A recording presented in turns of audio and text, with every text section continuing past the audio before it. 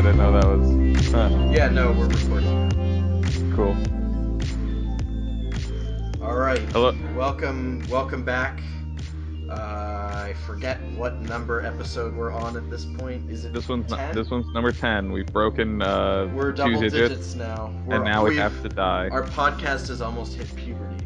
I've never I don't think any single one of my radio projects has ever like broken fucking 8 episodes or something at a time. Well, I think that's just because they've all been within the constraints of a school semester.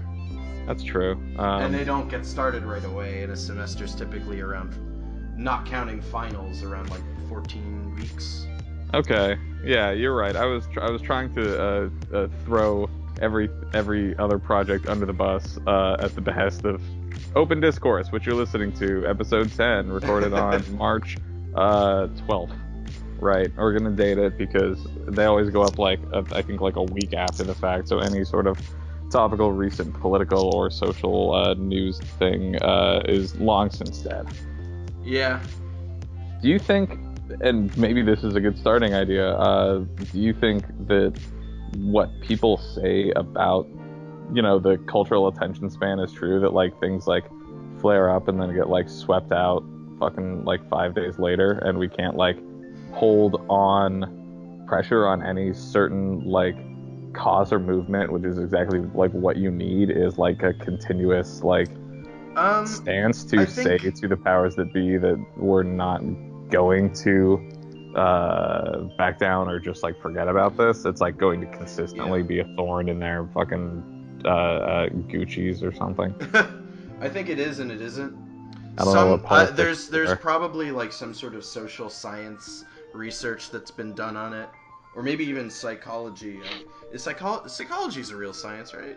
Well, that's implying social science isn't real science. But I'm sure research has been done on it, but from my sort of layman's perspective, it's a yes and no sort of deal. Some things have staying power, some things don't, and that doesn't necessarily coincide with factuality or validity. Because look at the fucking Hillary's emails thing in Benghazi and how that stuck.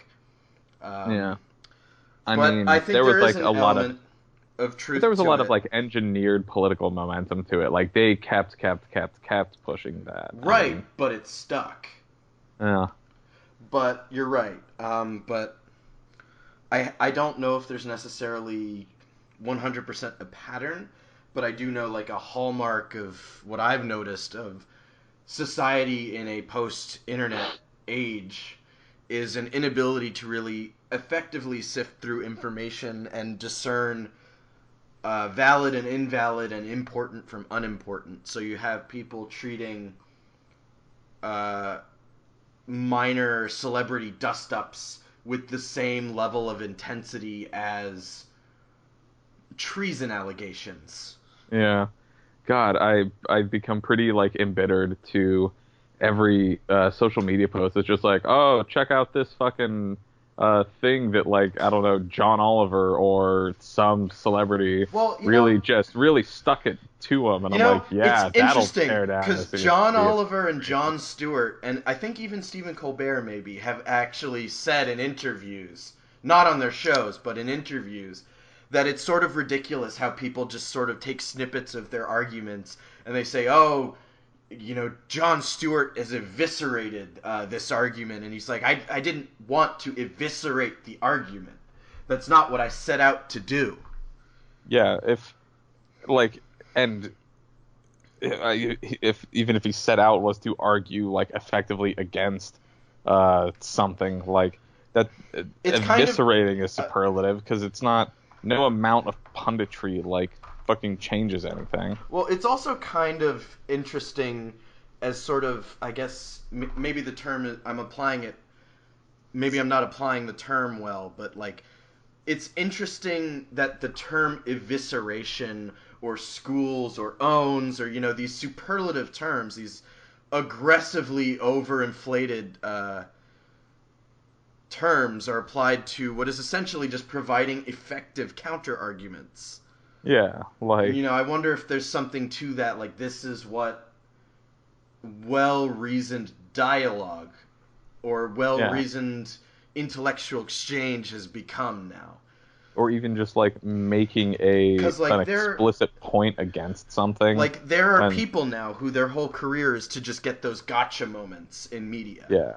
And And then it's a fucking like a if you watch conservative news, I'm blanking out on his name. I think it's Tucker Carlson. uh His whole thing is he'll do an interview with somebody and he'll aggressively he'll go on the attack in terms of argument wise, and he yeah. will try and get that gotcha moment that will get Yeah. replayed over and over and over online. It's something they call gotcha journalism that is like these is journalists like literally setting everything up and going in so that they can But like what's exploit and interesting shit on like what's their interesting to note interviews here or is that whatever. aggressive always attack method of interview sort of engineers those moments, because when people are just under rapid fire assault like that, mental assault, it's not always easy to deflect and deal Yeah. with every single incoming thing.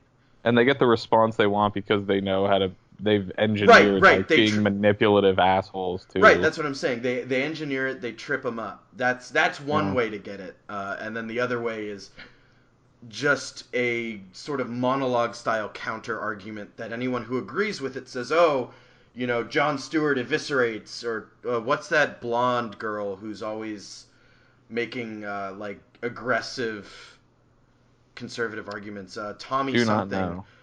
Tommy something destroys the liberal argument over transgender bathrooms or something like that. And it's I don't know. The whole Yeah. thing leaves a bad taste in my mouth, whether or It's not I agree with the argument being made or not. the and it's the stuff I see on Tumblr or something that is just a fucking a whole page of 30 goddamn gifs of a sentence at a time of John Oliver like saying making a point about xenophobia or something and I'm like, "Yes, okay, I get it. Gee, oh my God."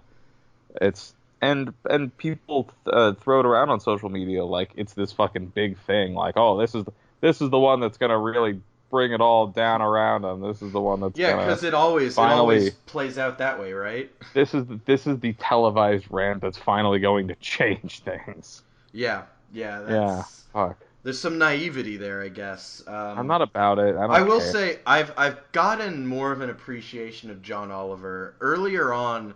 A lot of his rhetorical style or his comedic style, I guess, was to go, "It's 2016. Why are we still dealing with this?" And the I don't. It's the same issue as be on the right side of history, right? I don't like circular reasoning like that. Like, yes, it is 2016 and we are still dealing with this. It's like Yeah. it is current year and people are still, from an evolutionary standpoint, hardwired the same way that our fucking hunter-gatherer precursors were. It's like we For the expected shit most to be part, Star Trek by now. for the most part, we're still an intensely tribal and irrational in some ways species. Like, of course, we're still going to be dealing with the same ridiculous thought patterns and behavioral bullshit. Uh, like, Yeah, like like we can't just expect that. And I guess that goes to the point we made last time. Like, what is with this bullshit? The reasoning that we are at the end point of human culture and development. yeah. It's just like, no, we're not done. We're still gonna deal with bullshit.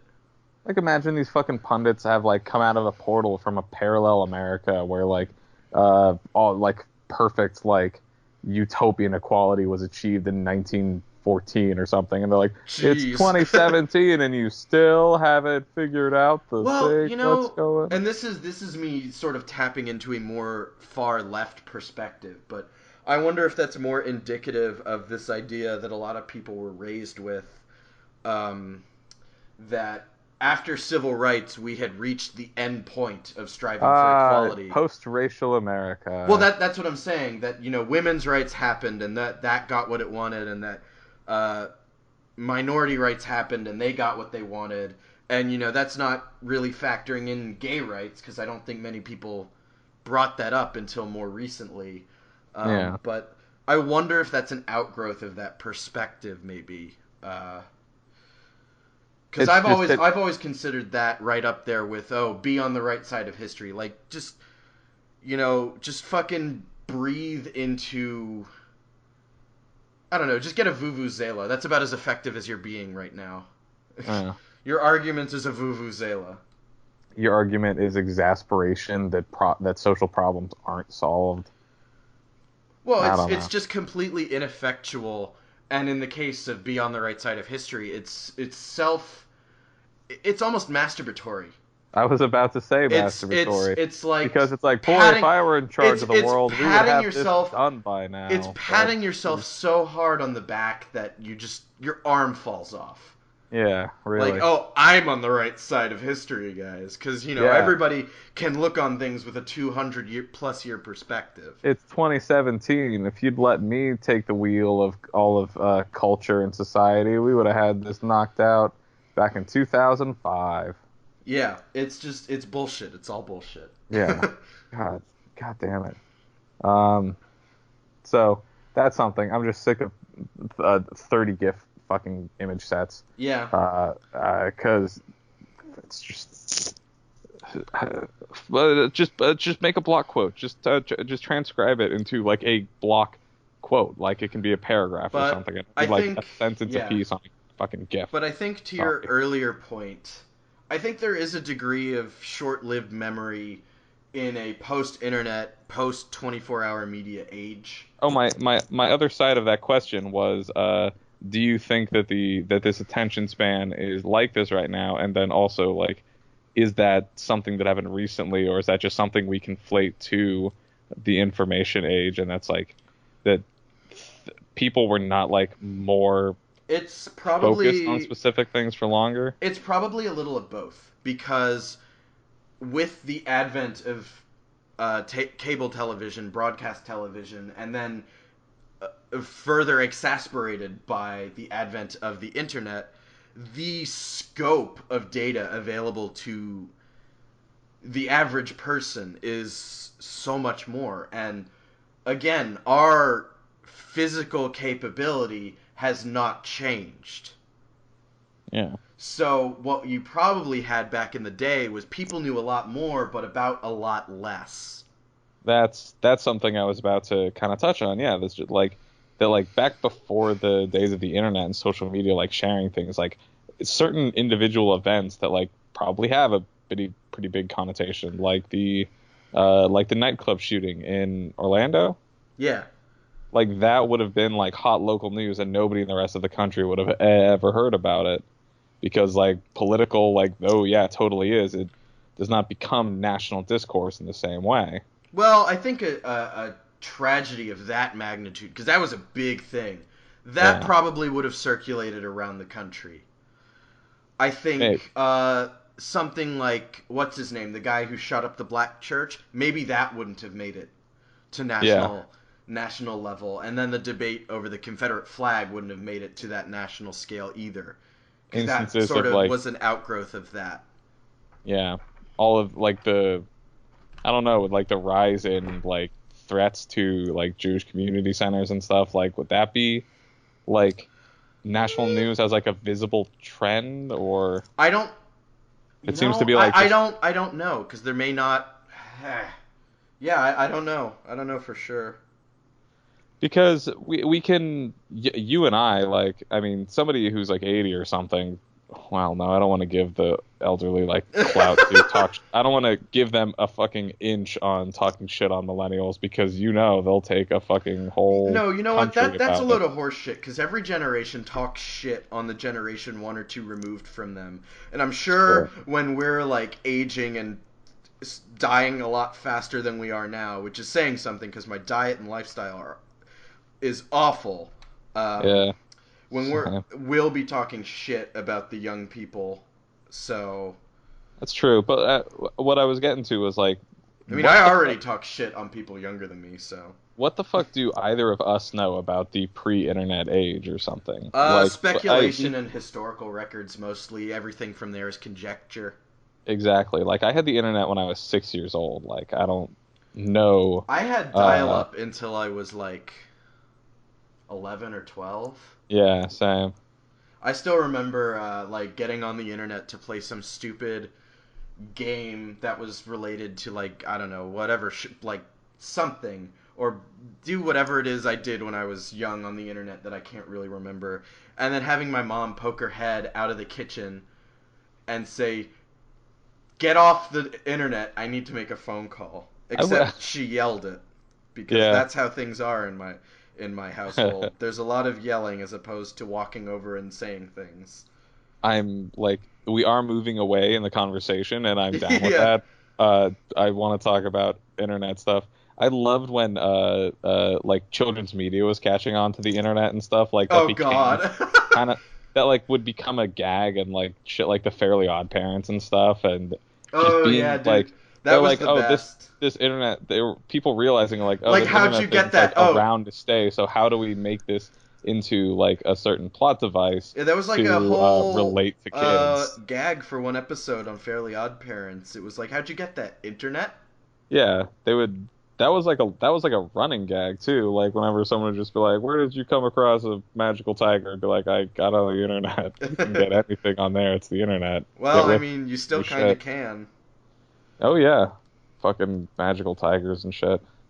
Um, yeah, I've been thinking about that a lot. Just like early internet stuff. I love the stories people have about like you get kicked off because your parents like make a call or something and just or you spend 3 days trying to download a JPEG of a boob because you've got like 1 byte per second Yeah. internet. Just like that. That is all just like so the growing pains of the next step in fucking human evolution of the information age. Yep. Oh man. Anyway, so what else do we have to talk about today? I don't know. We were talking about the memory span of people in this time period. Uh, You I know, I would I say, yeah, back it's a little of both, but I think to continue my vocal disdain for the current regime, I think the commander in chief's obsession with always being in the spotlight is actually becoming his downfall now that he actually is important. yeah. They something I like always hear about is like they talk about he will not like sit and read briefings. He will not like focus for any period of time on something unless it's like on the I television or wonder if he something. It has won't even like elicit a response. I wonder if he has ADD. They, That sounds like ADD. there's that Like, great and I'm not qualified to say that, by the way, so I could be. I'm probably dead wrong. they he's like there's like a certain amount of like dementia leaking through, I guess. Oh yeah, Um, that's something but my mom talked about because my sorry to interrupt, my grandmother had dementia, and she straight up said like his behavior reminds me of when it was too early for us to detect that my mother had dementia. yeah, it um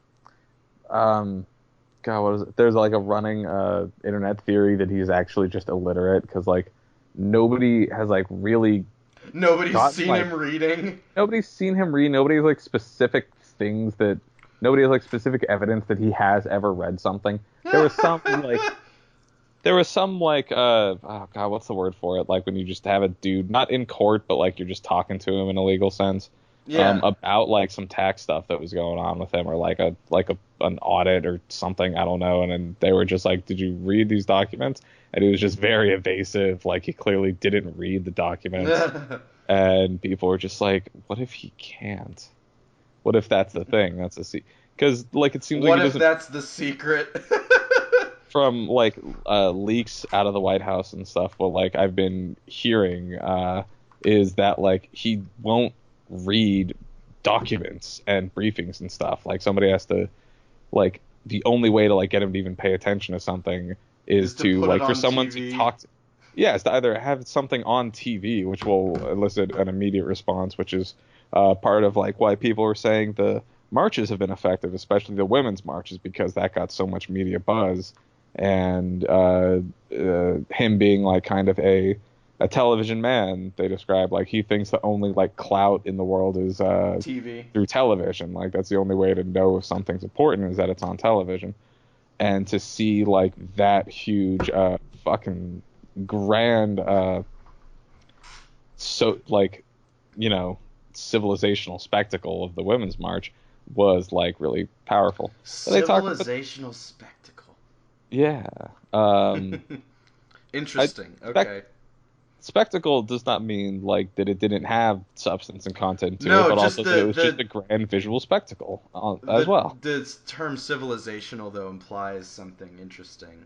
Keep going though.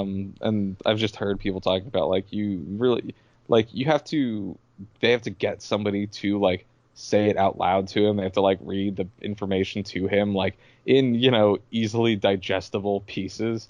But like it always has to be in this kind of context where they're like as you see in the news with all this fucking Mar-a-Lago stuff, like they have to like be at a nice dinner or like golfing as they're trying to explain it to him Yeah. because he like apparently just can't at all fucking tolerate like the drudgery of sitting at a desk reading shit. Well, that's the fucking hallmark of a dude who's never had to actually do anything his whole life. Yeah, it's never had to really work. Like, I gotta say, when I was younger, I had a great work ethic. And then somewhere down the line, I found out that I could procrastinate and just play video games. And since then, it's been a downhill battle to actually That's get the day things. everything changed. No, but actually, like, since then, I it's been a know. downhill battle to do stuff in my free time. Yeah. Uh, and that probably speaks more to my status as a video game addict than anything Yeah. else. But my point is that when you realize you can get by without having to do much, you don't do much, and you get Yeah. unaccustomed to doing much. And I think there have been psychological studies to that effect about, when you tell kids they're smart as opposed to telling kids like good job or something, Yeah. the kids who get told or get complimented on their intelligence as opposed to their effort start working less because they decide that they can get by on less effort. Did you ever do when you were a kid like enriched learning like gifted classes shit? I did. I did too. I really want to start researching into like if they've done studies about that in terms of child psychology because I think there's I don't know. Like I'm trying to write something about my experience on it right now for a project. Oh yeah. And yeah, a personal zine, a perzine, where I'm just trying to really express my ruminations and shit. Anyway, but like I think there's when I was in elementary school there were only like two of us in the enrichment program for that one elementary school, and I'm just like I wonder if that like does anything to a child's mind if every day they get taken out of class to go somewhere and do something else that they are told is the smarter shit for smart kids, and fucking I don't know just what that does to your mind because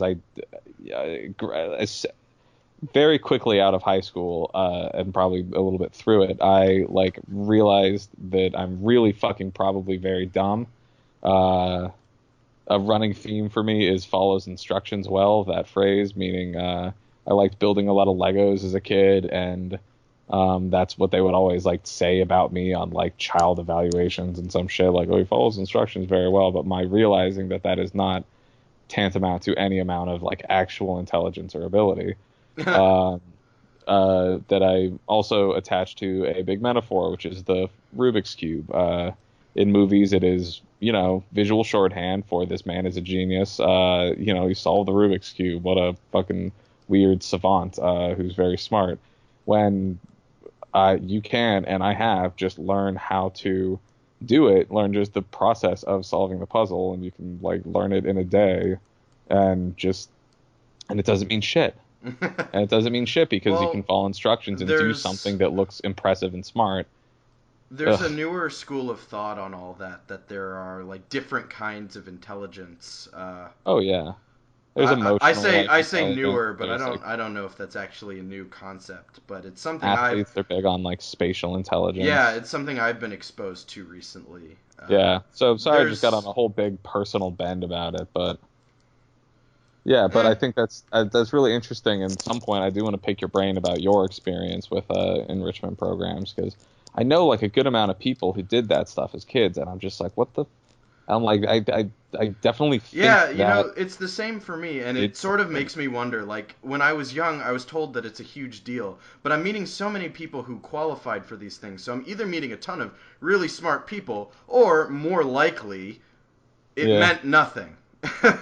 yeah. I'm trying to find there was like some. Nah, Which is I'm sort of a never. pessimistic angle to take on it, but Yeah, yeah. Goddamn. So I'm trying not to have dead air, but I'm trying to like scroll through my Tumblr to find a what are you fucking looking for? thing, something about like this topic about having, being a fucking smart child, and nah, What it I'm not does to gonna. you?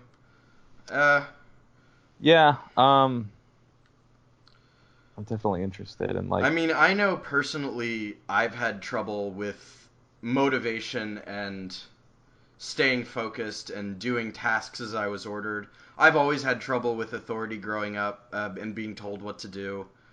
And so that created some interesting conflicts. hmm, Um, you were like a rebel. Not a rebel. I was just I don't like when people tell me what to do in like a super authoritative way with no sort of explanation as to why they're telling me to do things the way they do Yeah, or the way they want me to do them.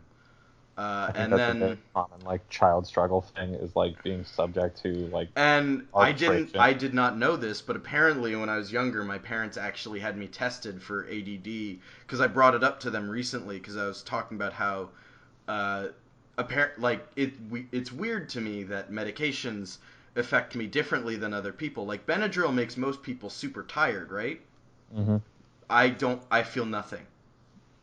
I was Like gonna think it was the opposite. You get wired on I those could benches. take twice the ordinary amount of Benadryl or twice the recommended amount of Benadryl and just nothing, no amount of tiredness. Yeah. And I was talking to a friend who has ADD and he said you might have ADD. That's like an ADD thing.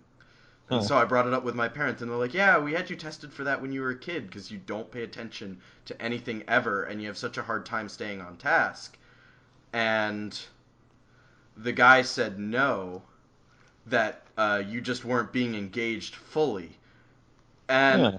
I kind of get that, but I kind of want to check again with someone that I'll remember having an encounter with if Yeah. that Yeah. was poorly worded, but like because I don't know, there's this mindset of like kids need to feel good all the time, and that every kid is special. That I don't remember this guy. Like, how do I know that that wasn't what he was peddling?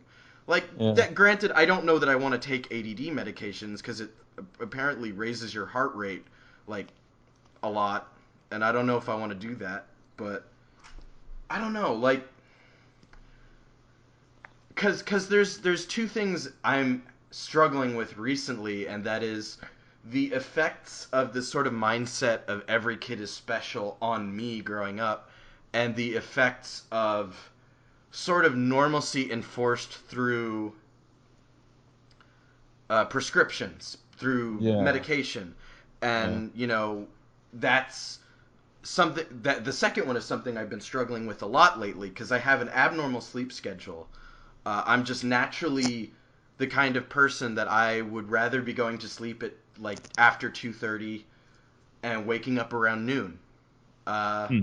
Yeah. or 10. And it's a struggle for me to work a 9 to 5 job, um, just because of that. Because I have to just shove melatonin down my throat because I don't want to take sleeping pills.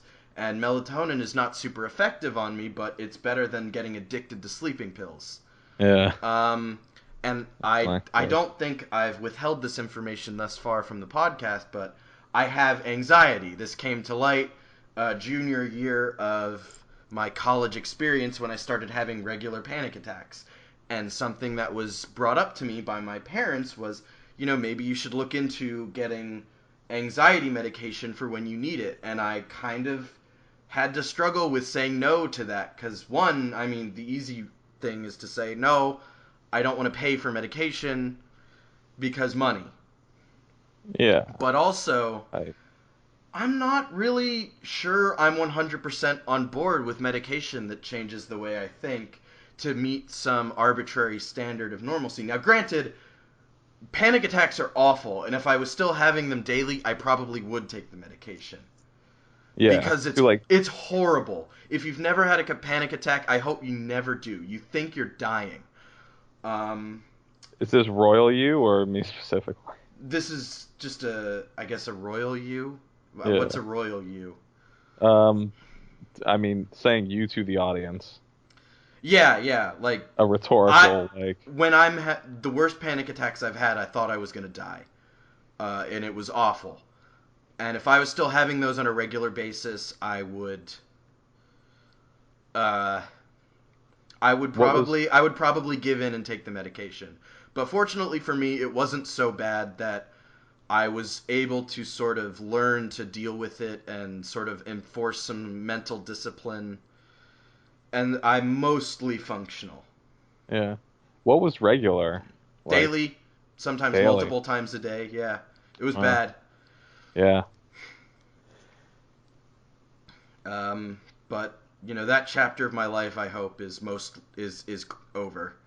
I mean, I've granted, I'm out of college, but I'm hoping the constant panic attacks are never to return. I've Um, taught, yeah, and then this ADD revelation is like, well, I want to know if I have it, but I don't know if I want to because that'll really change the way I think, and I'm not sure I'm okay with that. yeah, Like, I've made it to 23 years old. I have a decent paying job. Like, do I really want to mess with that? yeah, there's something like super skeevy, or not skeevy, but just unnerving about um a lot of these like psychological medications. About like I feel people just being like, no, like it's an anxiety medication, but instead I just don't feel anything. It's like Well, I that's don't know, more it's true, I think, spooky. of is that a side effect of anxiety medication? I was just hanging out with a friend from high school who I was finding out like has been on Prozac for a while, and that's what he says it's like. He's just like, I just, feel like generally pretty numb, like emotionally, and I'm like, Oh, that that's sounds a little awful. dark. That sounds awful. Yeah, Cuz that's a like little dark. That's a little that spooky. to me is like sounds like depression. Yeah, it's Cuz fucking. I've had those moments as well. I don't think I'm clinically depressed, but I've definitely had those moments where I'm just like no emotions, like nothing registering an emotional response whatsoever. Yeah, your brain is just dead Yeah, for a you're just while. sort of like dead inside, and it Fuck. just, when everything's going wrong in life. Uh, wow, we went from like media attention span to like weirdly personal anecdotes. Yeah, and I think that's all right. That's fine I'm by down me to keep because I talking think about we'd this. reached the end of that conversation really anyway. Yeah. Because the So answer is yes, there's a short media attention span. yeah. So I've been like, this is something I've been thinking about, like, because I've been wondering about if I want to get medicated because I've been really depressed for like years. I like, I know it's a lot of lifestyle stuff, and I'm trying to like get all of that shit in order. But I've been myself having like panic attacks, like pretty, like twice a week ish. Oh, Uh, that's not good. no, it's not fun. I just went like through one like really hard today because I was like trying to paint and getting frustrated, and then I was this doesn't sound good. It's not a very compelling. This is not a charismatic story. I mean, life is mostly just an endless stream of embarrassment, so. Yeah. Oh, you're telling me. But I was But just yeah, for those of you who don't know, Jay is an artsy type.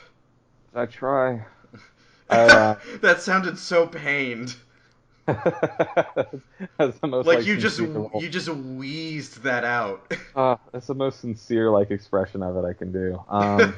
So fuck. What I was freaking out about though earlier today was just like I'm frustrated with myself. I had this metaphor that I was like writing about. As I was doing this was like my thing that I hate the most about being sick is getting a sore throat.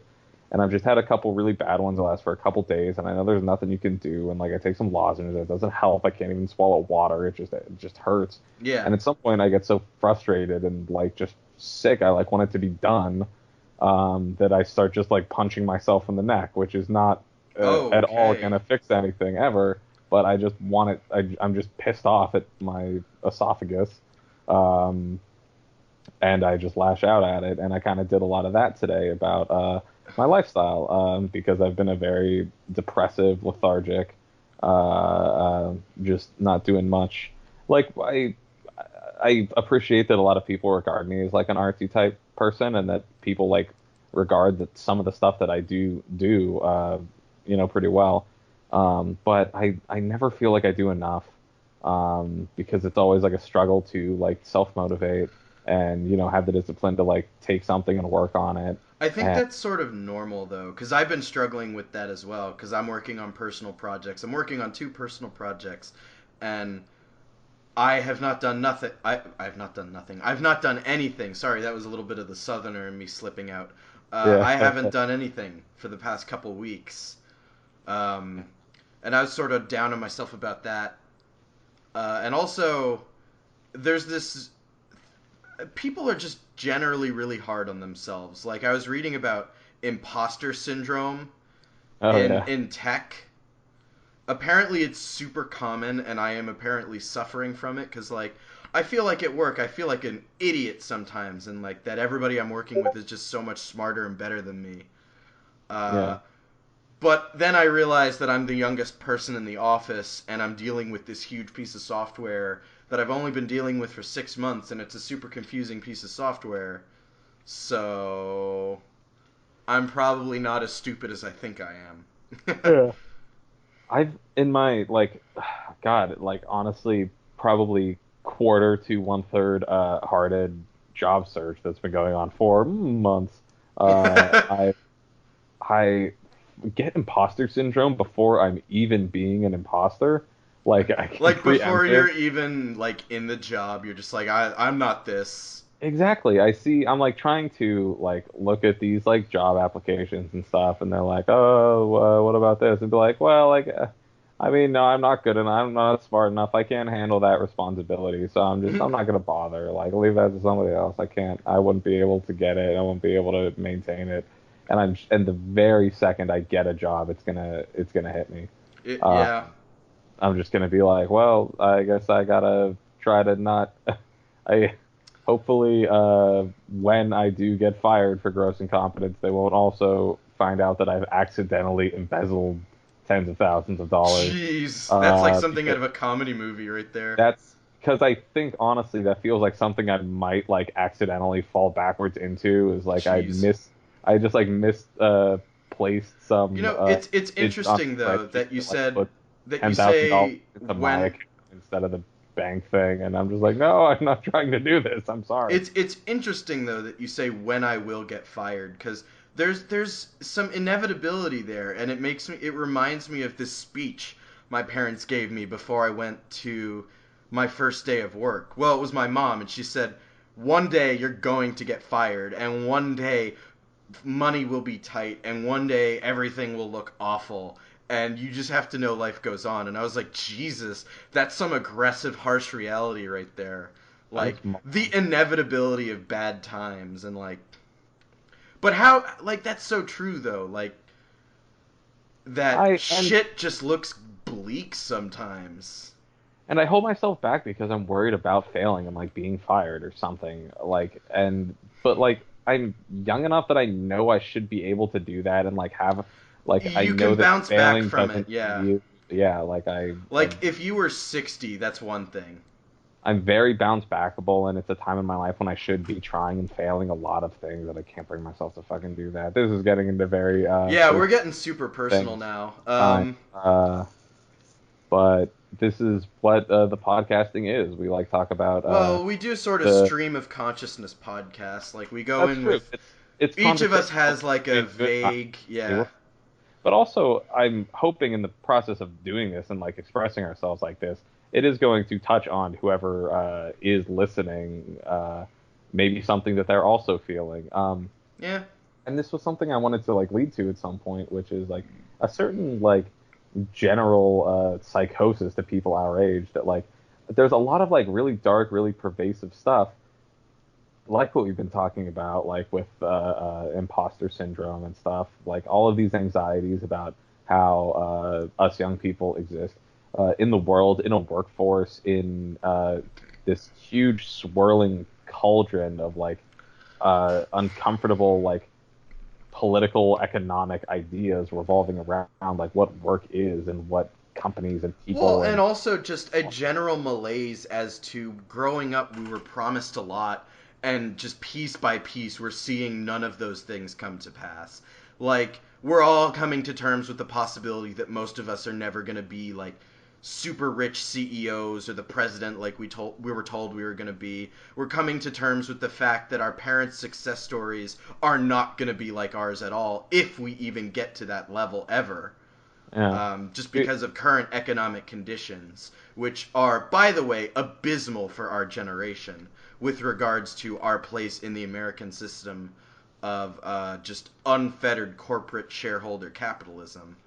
Yeah. Um, And I'm more and more like I've been hearing that for fucking years and years, and I'm like, oh, everything's fucked, it's inheriting a finally shit it's finally economy. starting to sink in. Like now that I'm having to pay my own bills, just like how real it is that just I'm finally like like actually really seeing it because I've been, like still am just like living I'm off. worth like fucking nothing in terms of pure monetary value. Man, like also going on with these just people our age with this generation, I maybe this is the specific spheres I'm in, maybe this is the people I know, but there seems to be a pervasive, uh, profound despair, a lot of like pretty severe drug abuse, and suicide has been the leading cause of death in my immediate perception of people my age dying. See, I've Has only been I've drug only suicide. known one person to die of suicide, but that's partially just because of my antisocial nature, I think. And this guy wasn't even a friend, he was an acquaintance that personally, to speak ill of the dead and to just be a general asshole. I didn't even really like him that much. I found him to be one of those people who tries very hard to please. And granted, in retrospect, now that he has committed suicide, I think maybe 2 years ago, that gives me some perspective on that behavior, for sure. uh, But, like, yeah, I think or I've not, really only and not even known one specifically like person to die that way. not even actually successfully committing. Well, successful is not great phrasing, but like Completing actually, the act. yeah, fully suicide, like rare, still it is. That a lot of like a high percentage of people, more so, I mean, like around me, have at least been dealing with that to a certain extent. Like a lot of my close friends, like my roommate, a lot of people I'm even just like tangentially aware of, like we all in this really macabre way find a lot of common ground in how we've been thinking about killing ourselves. um Damn. and it's and I really kind of alluded skirted around that I've been dealing with suicidal stuff, but it's just surprising me like how fucking prevalent it is with people our age right now. Well, uh because shit that, looks bleak and it doesn't look like it'll get better. yeah. And and and well, there's like there's like really explicit suicide stuff, but then there's also like other similar like connected effects and stuff. Like drug abuse has been really huge. I've known a couple people, some secondhand, some personally, who have like been dying of heroin around Pennsylvania. Oh, Um, jeez. and that is like happening. I mean, maybe it's like just connecting two or three dots, but like that's more dots than I would expect. That maybe I'm being too loud in my apartment right now. I'm talking about this. Um, but I don't know. It's just, yeah, I probably am being way too really loud. I mean, I'm not trying to spill beans. I'm not giving any details, but this is a lot of stuff. Like It's heavy shit, my yeah. roommate's friend sphere, from high school has been going on with someone very close to him, like died of a heroin mishap. I want to say it's just a mishap. Um, like not even a year ago, like maybe like 6 to 8 months ago, Jeez. and it's been really tough on the people, like his friends, the people they know, and I mean, and somebody else, like a secondhand friend or someone from our college, recently has, kind of up and vanished, and, left a note. So Well, that's not creepy there's at all. they're still looking for him. I don't know. It's all very That's alarming, and I'm yeah, just that is sort of alarming when somebody goes whether missing. whether or not my sense on this is true. I have a sense that like there is a pervasive, like profound despair around people our age right now that leads to all kinds of like directly and then just lifestyle self-destructive behaviors. Um, Yeah. Um, I'm sort of insulated from that, like I said, just because I'm sort of a high level introvert. Like I have not interacted with anyone outside of work or my parents and you yeah, for like a couple months, and I'm fine with that. Like it's actually pretty relaxing for me. But I know like that insulates me from a lot. yeah. Um, but I would agree with you. I haven't seen all this suicide and drug abuse, but even among the people I know, there's this overwhelming sense of like just everything sort of coming down around us or coming down on us, and we're sort of expected to do so much, and there's so much preventing us from doing it. Yeah. And I will say personally, I'm too afraid of the concept of non-existence to go through with suicide, at least in my, the consistent mindset I've had since the first thought of how easy it would be to off myself in like middle school. Mm. Because I have had those idle thoughts where I'm like in the kitchen and like I'm just cutting something. I'm like, it would be really easy. I right now, just end it. But Oh my God, you ever um, like be on top of something big or something, and you're like, yeah, if I oh my just god, jump, I'll it's have it's like, one reason I'm so like afraid of heights is like I've been hiking in the mountains before and I'll like walk up to the cliff face. I'm like I could just trip and die right now. it's okay. So this is like really kind of dark. Yeah, we're And getting super no, no, dark. no. I feel like fucked up kind of admitting it. My dad used to, we have like my parents' place, like there's a shooting range, and like a skeet shooting place, and you rent shotguns, and it's all fun. And I am not comfortable going there anymore because I just think about killing myself too frequently, Wow. Okay. while going skeet shooting, and yeah, it's so fucking macabre. And so you were talking about non-existence, like oblivion and stuff. Yeah, that You know, scares me way too much cuz like as horrible as things seem and as like fucked up and scary as the future can be or as rough as present day can seem, like I am too in love with the tactile sensations involved with being alive. Like just all of it. I so love food. I love stupid, mindless video games and movies. I love things that happen in the privacy of closed doors. Um, um, banging. and I love all sorts of things. And I Ah, really need to get in shape because me being out of shape is starting to impact my enjoyment of these things. But that's another issue. I So, so on like I don't know, man. On the flip side, like just total oblivion, like your just mind not existing to even perceive itself not existing. I don't know. It's just like honestly like a kind of comforting idea. seriously, it It's makes like, me sick to my stomach to think oh about man, that. Like that's the kind of thing that would keep me up at night when I was a kid. it seems like if you're just having like a really bad day, if you're just having the worst fucking day of your life and everyone's being mean to you and like a bus drives by and splashes a dog that bites you or something, uh, like the idea is then like, you know what? I can just go home. I'm gonna like just crawl into bed. I got my computer, and just shut myself off from the world. That's what being dead seems like to me in a bigger, like more profound way. Um, like this is they're gonna use this transcript like in court or something, uh, in an investigation about me, where it's just like I don't know. It's like having no more fucking expectations on you, like not having to be anywhere, like not having to answer any messages. See, that's sort of what I enjoy about not interacting with people outside of work for like months on end. And like honestly, I would have no problem being some sort of fucking trophy husband.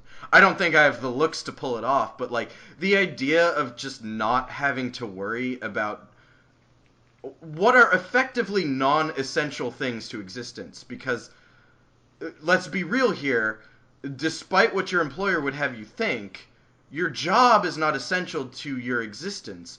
Getting food and water and a place to sleep that won't wake up with you being attacked in the morning or being subject to some sort of environmental horror in the morning is, an essential issue, but your job is not. It's just the most accepted way to obtain currency through which we negotiate those things. The supposed agreement that those things are guaranteed when we provide something of equal value, which in our case is money, which in our case is provided by, the Yeah, employer.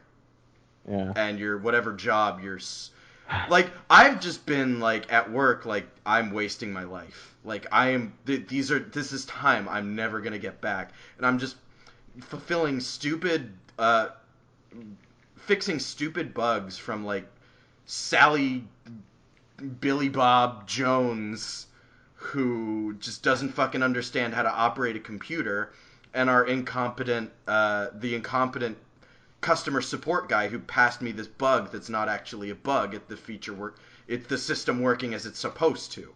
yeah. Be like, it's telling me my password's wrong. There's a bug in it, and be like, what did you put in for your Oh man, password? Like, do I I didn't type in have anything. I don't do want to I tell have you horror stories of people being dumb with their computers? But um, I do want to hear them, but like before, like, there's this degree of existential despair that sets in when you just find yourself going to this, like literally just committing to waste time so that you can afford to do the things you want to do. yeah, yeah. I I'm not, I don't know that there's a way around that, because the practical reality of life is you're gonna have to do stuff you don't want to do to continue to exist. Be it do some shitty job to get money, or in a communist society, just whatever it is communists had to do to get their fair share. I don't know how that worked. yeah. I'm not a proponent of communism or socialism, really. Um, I but so like I in hunter gatherer times, it was like, put in the work to secure your resources.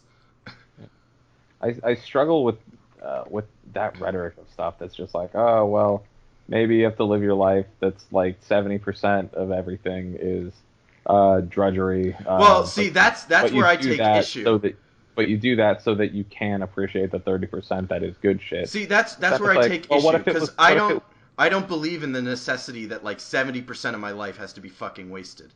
I know, but Um, because my extrapolation of that is like, well, what if the cultural census on it was like, oh, it's got to be 95% to 5% anything remotely enjoyable, and I'm like, what a fucking life to live. Like, and that's what leads me to fatalistic thought processes. I So mean, I I can think, understand that. I just can't relate if that makes any sense. That distinction makes any sense to you. yeah, I no, I appreciate But like I definitely am on board with like that. I think it's bullshit. The whole like, yeah, you're just gonna have to sign away 70% of your life so that you can enjoy the next 30%. And the people who say, oh, that just makes you enjoy the next 30% more. Like, no, it doesn't. get fucked. It just makes I me want at fucking least tired. 50-50, okay? It just makes me fucking tired all the time. Well, at least 50-50. It's 21st century America. I should be able to get like at least 60% enjoyment out of life. Well, that's Fucking the thing, what is kind of like gulag do you that's expect me why to be? I support the notion of a universal basic income to tie back into socioeconomics. Like, we have such a huge population, just domestically and globally. There is so many people, and there's so much work that's being automated and going to be automated. that like, okay, so let's just start training people for stuff that actually has to get done, lessen the working week, and the required number of working hours, implement a universal basic income based on these automated processes that are supplanting human labor, and then everything from there is supplemental. Yeah. So, the people who are hardcore about like you got to work hard to get rich, you still get that. But, you have the necessities guaranteed. Yeah, you don't make people like fight for their own survival on it. That's getting into big socioeconomic theory. I want to You want to keep it on instead the of personal level for a little bit. yeah, I'm I feeling. want to drag it back away from what the point of this podcast is and talk about our feelings some more. That's It's fine, just I guess. Like, we'll just put a warning, I think, in the description. So, like, this is not a normal one, I guess. yeah, this is a more okay. So like what I was talking about earlier about my ideation of death and oblivion, definitely to tie that into what we were talking about earlier about like growing up being like gifted kids and stuff. I'm realizing that my like extreme kryptonite is expectations, even like projected, perceived like expectations. I think people Really? have me. Yes, It's I interesting because it's the opposite for me. Like, I've told you in private, we're working on other things together that when I am in a leadership role and when I'm working with other people, I feel accountable to them, and that keeps me going even when my motivation sort of hits a low point. yeah, I So, wish. like, I've gotten people interested in a game development project I'm working on, which to me lights a fire under my ass because it's not just me sort of alone anymore. It's like people think this is a cool idea, so now I have to prove to them that it's worth their time. Yeah. Or like this writing project I'm working on, where it's like someone else bought into the coolness and the hypeness of this, so I have to fucking be disciplined, which I haven't been lately, and sit down and like make this happen. Yeah. My man, I've got such a different mindset, I think, and I'm trying to self-analyze. I might not be very right on my own money because I'm a fucking the inner machinations of my mind are an enigma. To quote SpongeBob, fucking that like when I perceive expectations on me, my impulse is to shut it down. Like I Really? should not be in a position where I'm expected things that I can fail on. So like this is not like I don't know. I mean, I've been going to therapy. It's something we've been talking about. But You have an aversion to it. I have an extreme aversion to expectations because the emotional like act of disappointing somebody is the worst poison to me. See, for me, that just lights a fire under my ass. And when I do disappoint somebody, I beat myself up over it. But Yeah. like, I'm okay with failure, and some of that is just being somebody who wants to do game development as a hobby. I've been at it for years. I've been at it since high school, and I've still not successfully gotten past like a basic proof of concept because it's hard, and you're gonna Yeah. fail 1,000 times. And the best attitude to have is to just take something away. Like the first project I ever seriously tried to work on was right when college started, and it was so ambitious that it just blew up in my face. And I learned from that. Um, and I get that, I'm weird like that because I don't think everybody is that way. But yeah, It's weird navigating this shit. Where was I going with this a second ago? an aversion Um, to expectation. yeah. Oh well, I've totally lost it. I guess. I think I'm about done with personal. Personal with Yeah. personal feelings. Yeah. That could be a whole other thing. I got Persings coming out soon that where I just Wait, so freak explain to me out. what that is. Like, also, because I'm a fucking troglodyte, if I'm using the term correctly, what the fuck is even a zine? A zine, short for magazine or fanzine, is just a little self-published work, like a little booklet, a little novella, or whatever the fuck. So it's a book. It's not like a visual thing. It can be a Because visual thing. A lot of people I know do you more art and with collage and comics yeah and the same. I know you more with regards to like visual art. Yeah, so I am trying to also write shit.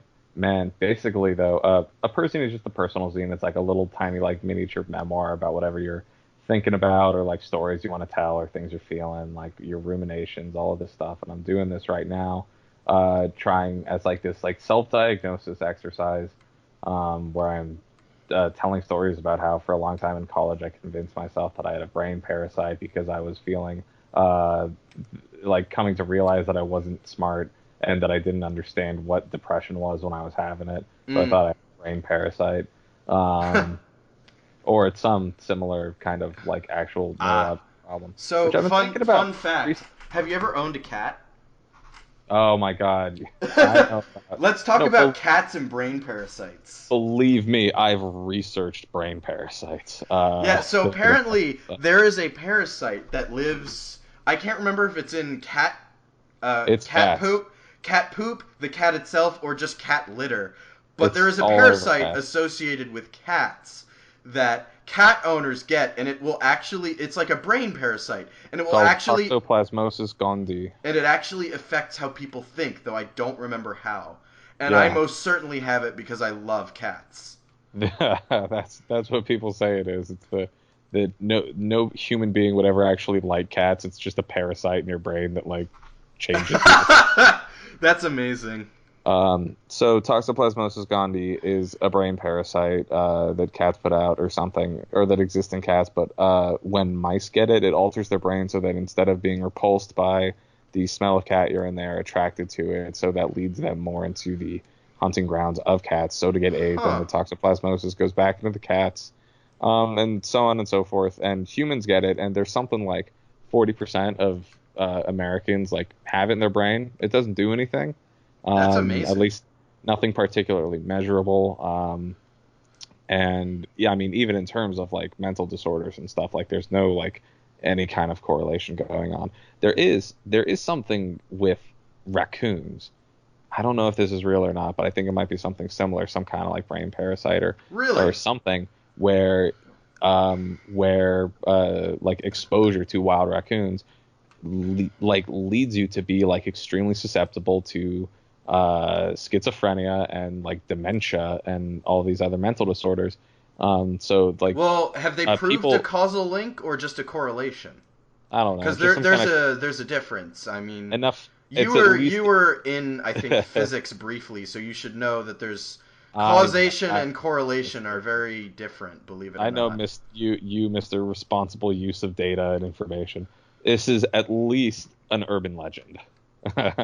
Okay. uh, that just stories of people going becoming really mentally deranged with like no specific markers about it or like any indication that it was happening, but then after the fact finding out that this person had been exposed to a certain amount of like raccoon shit, like they'll find like there was just a lot of raccoons living in the attic or something. That's Yeah, amazing. I'm actually gonna do a little bit of quick research about it, but anyway. You got a So little choppy there, but what he was saying was that there were a bunch of raccoons living in the attic of somebody who out of nowhere became schizophrenic. Uh, yeah, in the proximity of raccoons or something. um I am just skimming some things, and we're back. I've been reading a little bit about toxocariasis, which is a parasitic infection of roundworms, dog and cat, raccoons, all kinds of stuff. That I'm not finding a lot of information on it right now, but it was, the things, exposure to these parasites causing cough, abdominal pain, headaches, and behavioral or psychiatric problems. I'm going to keep hmm. looking. This was from a CBS News Web's article that literally is very clearly alarmist. It's titled "Health Hazards Lurking in the Sandbox" and has a picture of a child in a sandbox. Definitely, Alarmist or clickbait, or both. uh, I think more alarmist. I don't think it's very clickbaity based on the phrasing of it, but Yeah. it seems more traditional alarmist than internet clickbait style. But yeah, Amy Kraft. That was from April 2016. Anyway, um, I'm not gonna dwell on this for a whole lot longer. On parasites. Yeah. And something I'm talking about as I'm trying to think about this stuff and like learn about why I was convinced I had a brain parasite is that, like, boy, it would honestly Wouldn't it be be nice a to blame all your problems on a fucking brain parasite? exactly that there Like, was oh, it's something. not me, it's just the parasites in my brain. God, my biggest fear is that, like, all of my problems with myself and with my life and with everything, and the reason I'm depressed and anxious and have all this fucking problem is nothing other than just like a shitty attitude or something. Like, because how do you get over that? How do you get past that? Like, what do I you mean, do when you're diagnosed with being just a shitty person? have you What does that watched what does that BoJack mean? Horseman? I have, and I remember there was that big You're just a shitty speech. person. Yeah, there was this big speech that I swear to God I even like quoted it in the stuff I'm trying to write. That is just oh boy. It That definitely seems like to move out of the personal sphere. I don't know if you're still wanting to stay there. Uh, the quote is there's the titular Bojack is being confronted, and he's like apologizing excessively for everything for about essentially that it ruining was one of the other main characters' lives, like yeah because of his manipulating him to engineer. drinking and career stress and drugs and partying and all this stuff, and he comes back and he's like, you can't keep. So this is Aaron Paul's character, Oscar man Aaron Paul, from Breaking Bad, and says, you can't keep doing this. You can't keep doing shitty things and feel bad about them. Like, that makes it okay.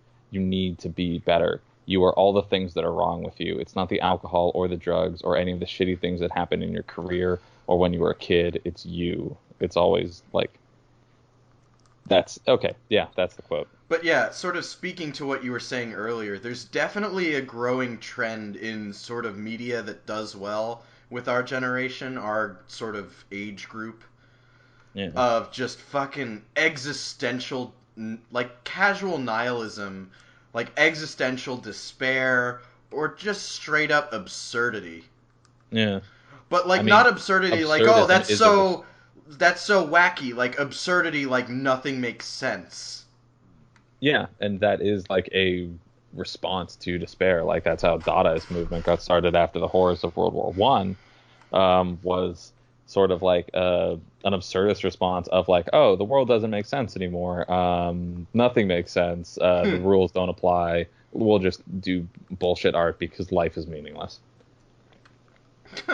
Which then I'll actually turn into like real significant art. Uh, famous Dadaist artist Marcel Duchamp made a sculpture that it was just a urinal that he found, and like wrote an alias and a date on in like Sharpie pen, and that be his like part of his fucking magnum opus. That sculpture titled The Fountain is literally a piece of garbage that he put in a museum as just a big, very profound, very culturally relevant middle finger to institutions, by way of saying art doesn't mean anything. There's no value in art because I can just do shit like this, and they'll put it in museums and they'll pay me shitloads of money.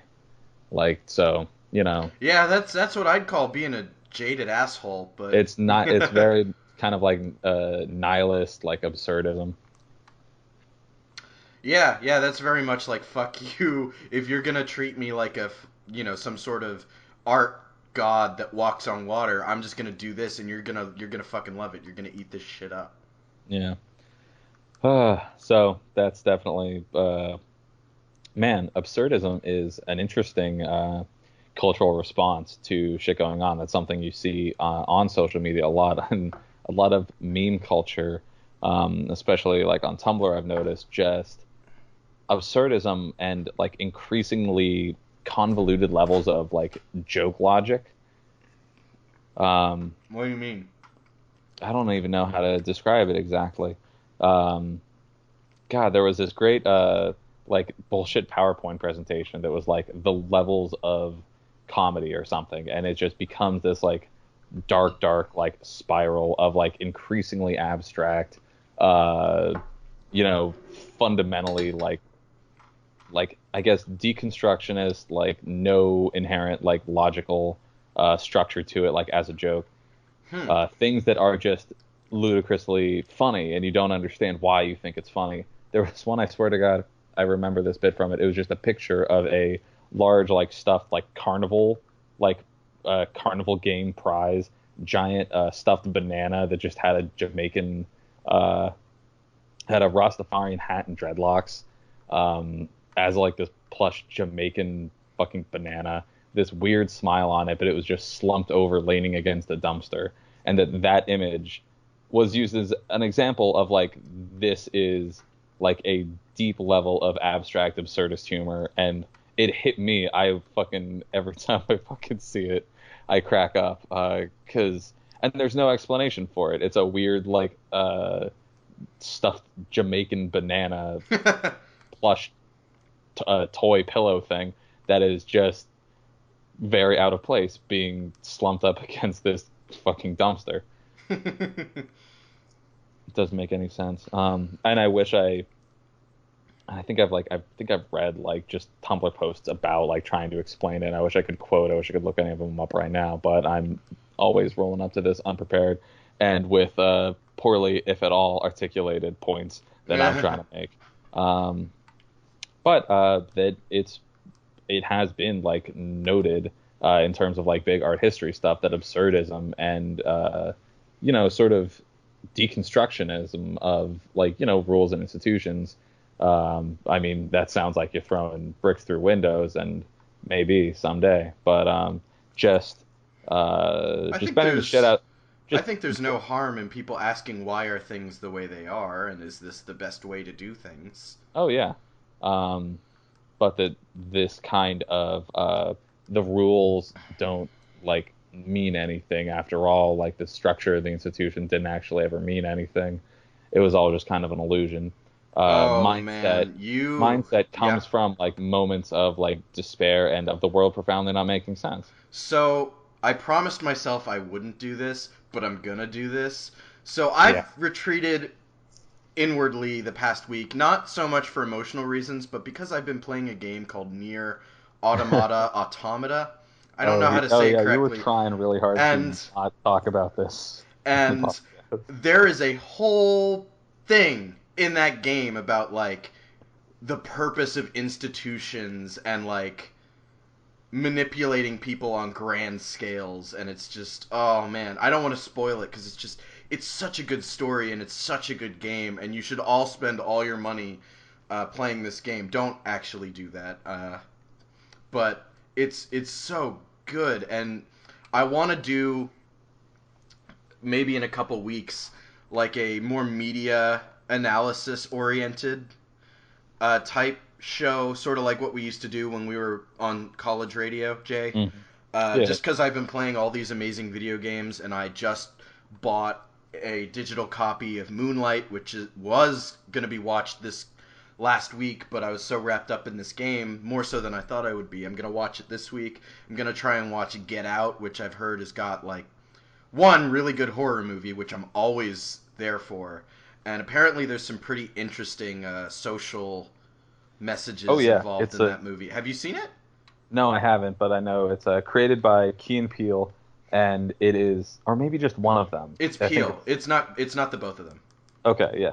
And that it is a horror movie about 21st century racism, um, and it's very interesting.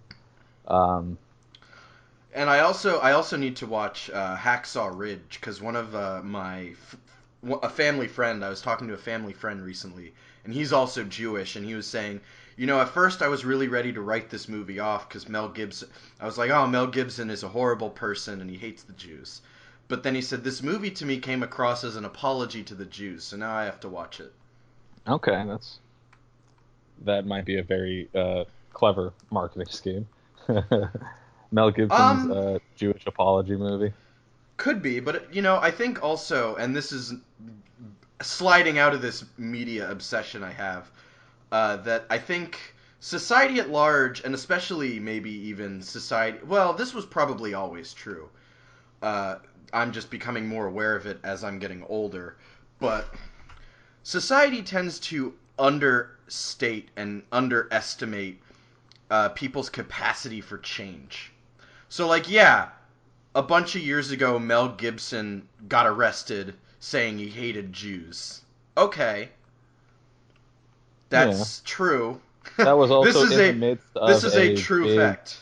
drugged out alcoholic, the the torment of celebrityism Oh yeah, cycle yeah, breakdown. yeah. Yeah. But Not not like not that a lot of not people that that might. excuses it, like, being strained enough emotionally makes you anti-Semitic. Yeah, a lot of people, myself included, um, sort of wrote him off at that point. Hmm. Um, and if this is truly a sincere attempt on his part to apologize, I'm willing to forgive. It's been so many years since that happened. Who's to say he hasn't sincerely thought about it and reflected on his actions and changed his mind? And this Yeah. goes to your thing with the American justice system, where yeah, we have high rates of recidivism, but that's just because we're always punishing these people. Like they go to prison and it's a punishment, and they get out of prison and they're still being punished in a ton of ways. And yeah, of course they're going to commit to crime when they have nothing left. You're not giving them the room to change, or that would be his argument. I'm speaking Yeah, for Mel Jay right Gibson could now. have gone off Um, and like completely like starred in all of these like films funded and produced by the KKK. Like, what if he doubled down on like, yeah, I'm only making racist movies now because that's the only audience I have left, I guess. yeah, Yeah. But no, it seems to be the opposite direction. That's what you're yeah, saying? yeah. But also, like, that sort of draws into question what I was saying, what I've said before. And I think there's validity to questioning this, but like the whole dynamic of people saying, okay, you're gonna lump me in with like the KKK and Nazis. Okay, I guess I'm a KKK or a Nazi. Like, that's Yeah. not what I would do. I can see how people's logic would lead them there. But then this example sort of points me in the direction of like, yeah, it's a valid response, but like it's also a stupid response. Yeah, yeah. It's you don't have to like concede that it's correct in any capacity. Right. Like it makes sense and I can understand it, but it's still stupid. Yeah. Yeah. So what were we talking about in regard to this? Oh, you thinking about doing like a separate whole? Not a separate whole show. I just think at some point, especially because I've been sort of tuning out of the news lately, just because I've fallen into this automated cycle of wake up, go to work, play video game, or come home, play video games, fall asleep.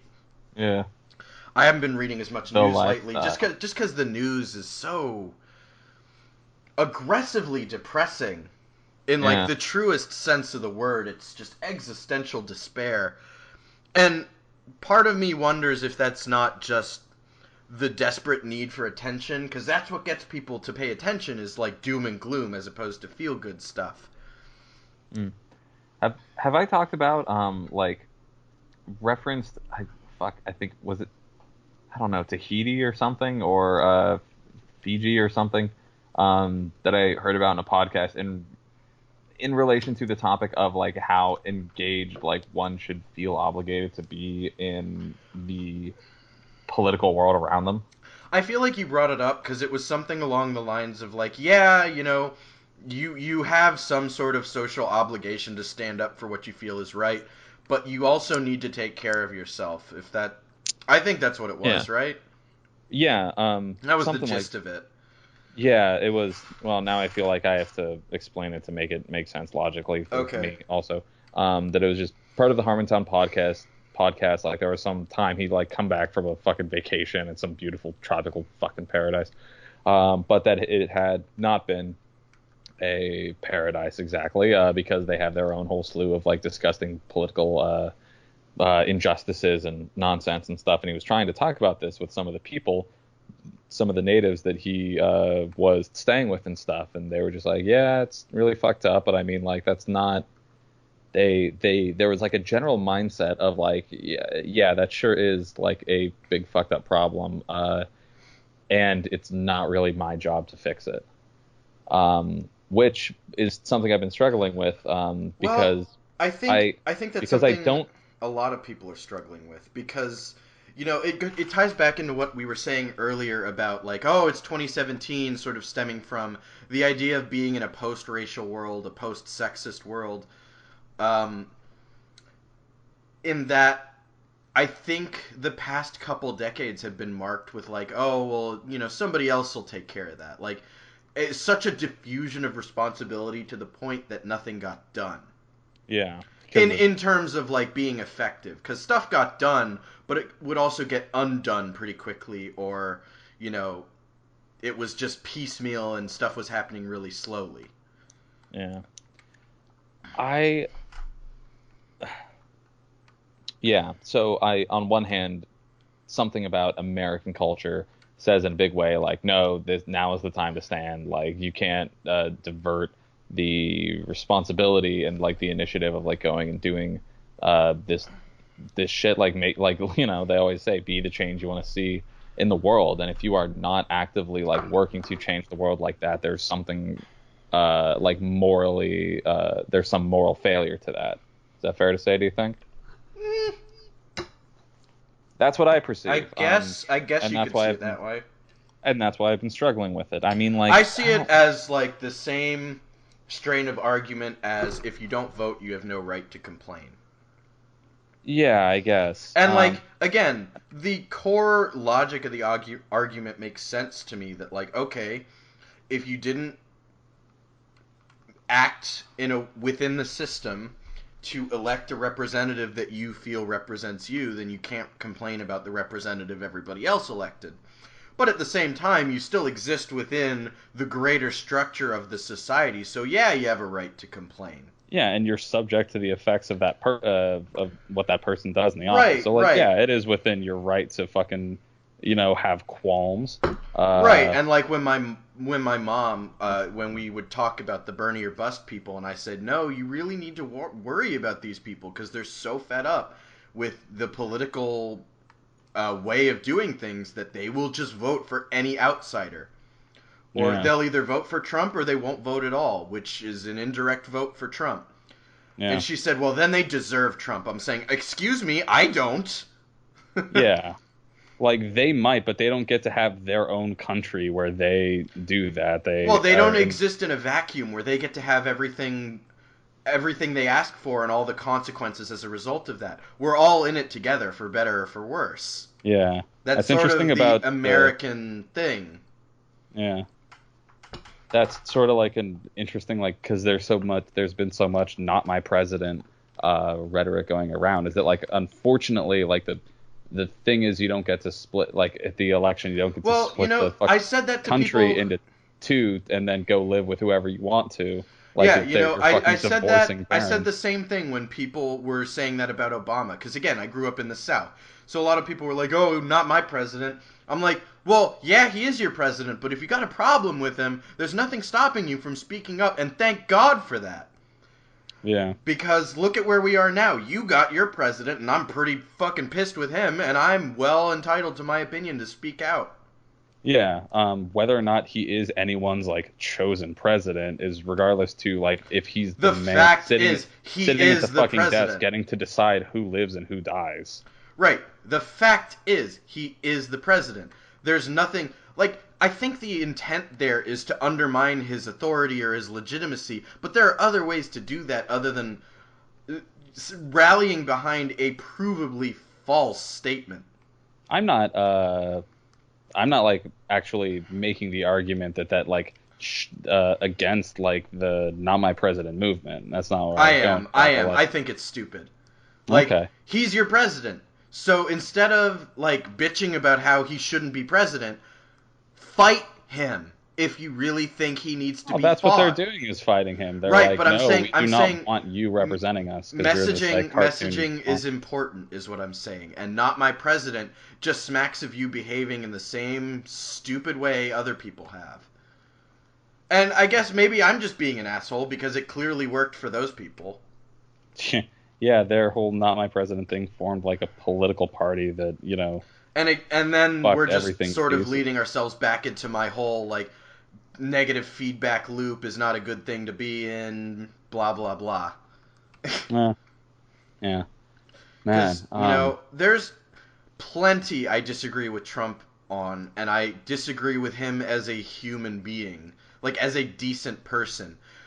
But, and I've said this before, like there's certain stuff I agree with, like the whole Trans-Pacific Partnership. That was not a good thing. And, if that had been higher on his priority list of things to blast through the media of getting accomplished earlier, good. But it wasn't. He was more focused on what he, in his own words, called a Muslim ban. Yeah. And the fucking emails.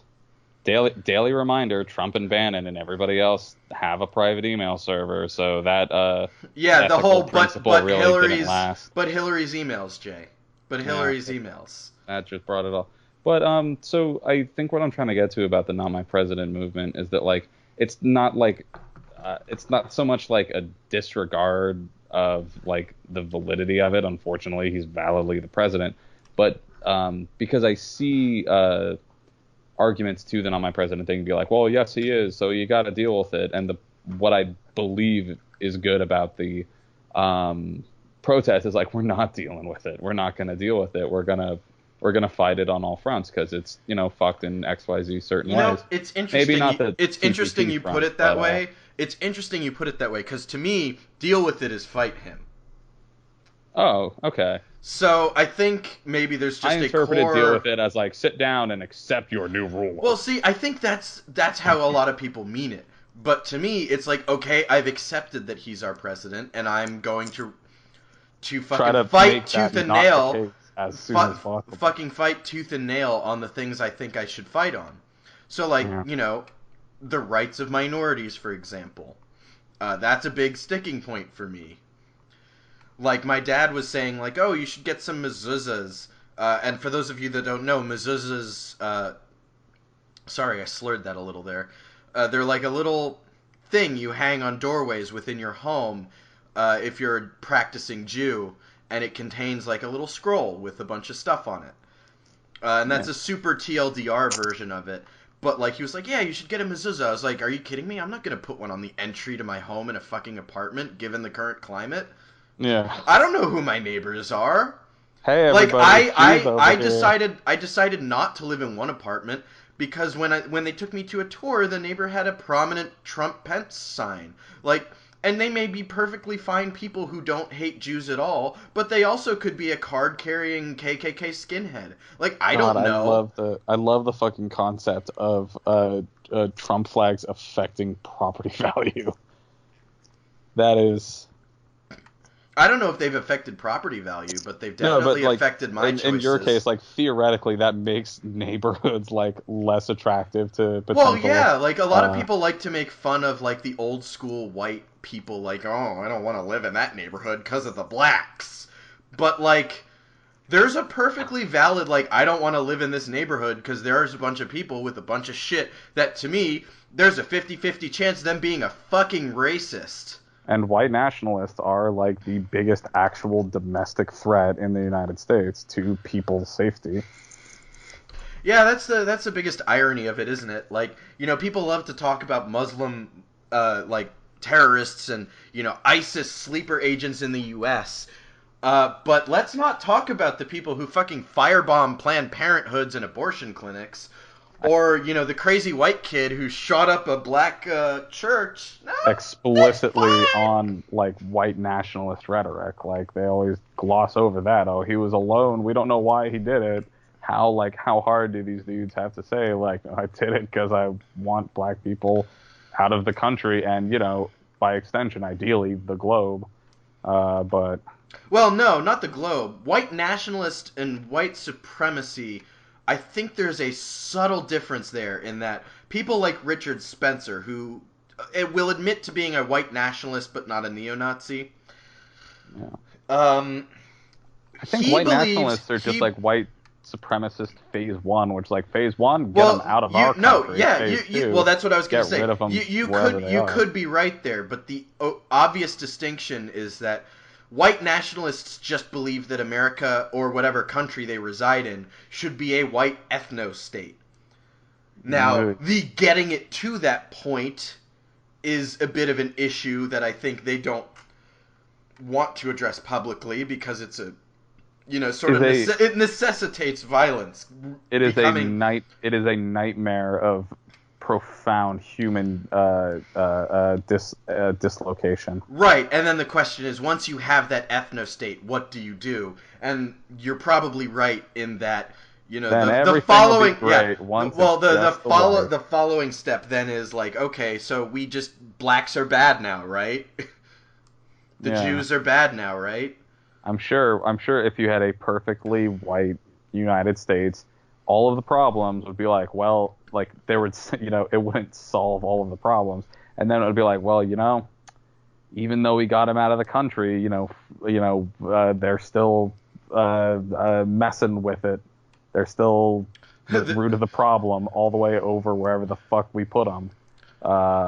So yeah, like it's never gonna solve it's sorry, I don't need to make a case for why nationalism is bad. Well, I mean, you don't I need shouldn't to. be trying to extrapolate a fictional world. Well, no, where that you don't need to. But I think there's merit to the intellectual exercise of taking things to their logical endpoint or the next logical step and sort of building hypotheticals from there. I think just sort of rhetoric without any structure to it. I don't see much value in it, but that's me personally. Yeah, it's just fucking nothing solved by having an ethno state.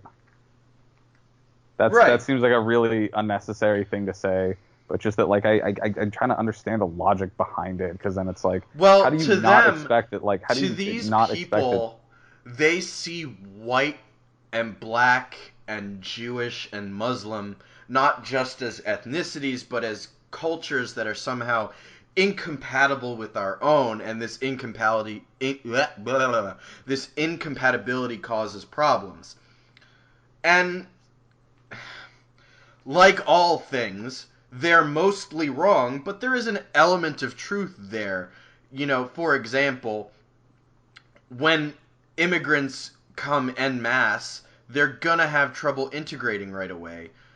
That's not to say we shouldn't hold them to completely separate standards, which I've seen some people advocating for, but them assimilating into the society they're joining does not happen overnight. Yeah. But I think that assimilation is still important. You can assimilate and still maintain the important aspects of your parent culture. I mean, just look at what the Jewish culture has done for generations.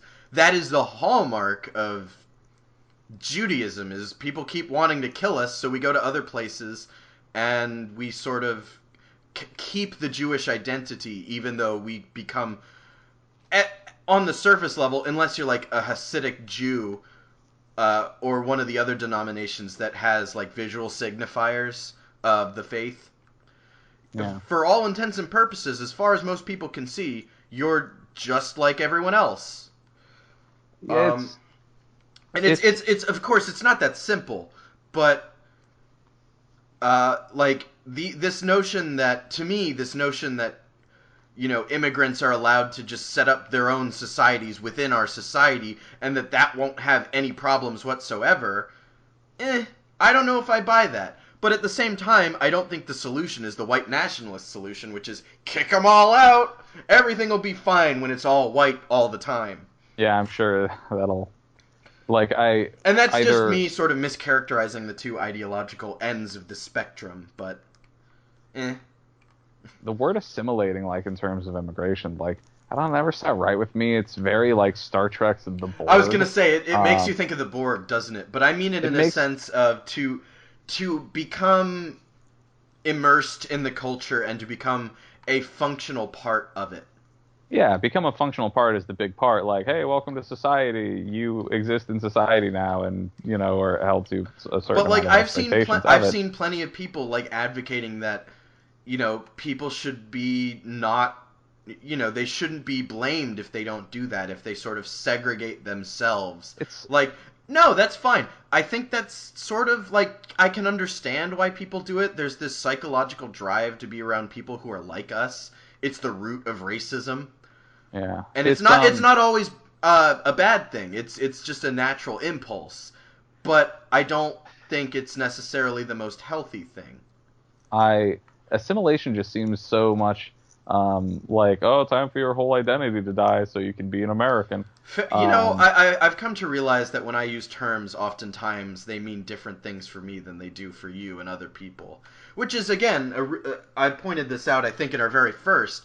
It's a real problem with the state of discourse right now that, more people will have a debate because they don't have the same internal working definitions, or they're just debating over the definitions themselves. See the whole debate over privilege and the definitions of racism and sexism, like the whole privilege plus power argument versus the whole discrimination based on X or Y argument. That's just, to me, that's insanity. Like, if you're going to acknowledge it's bad, who cares what it's called?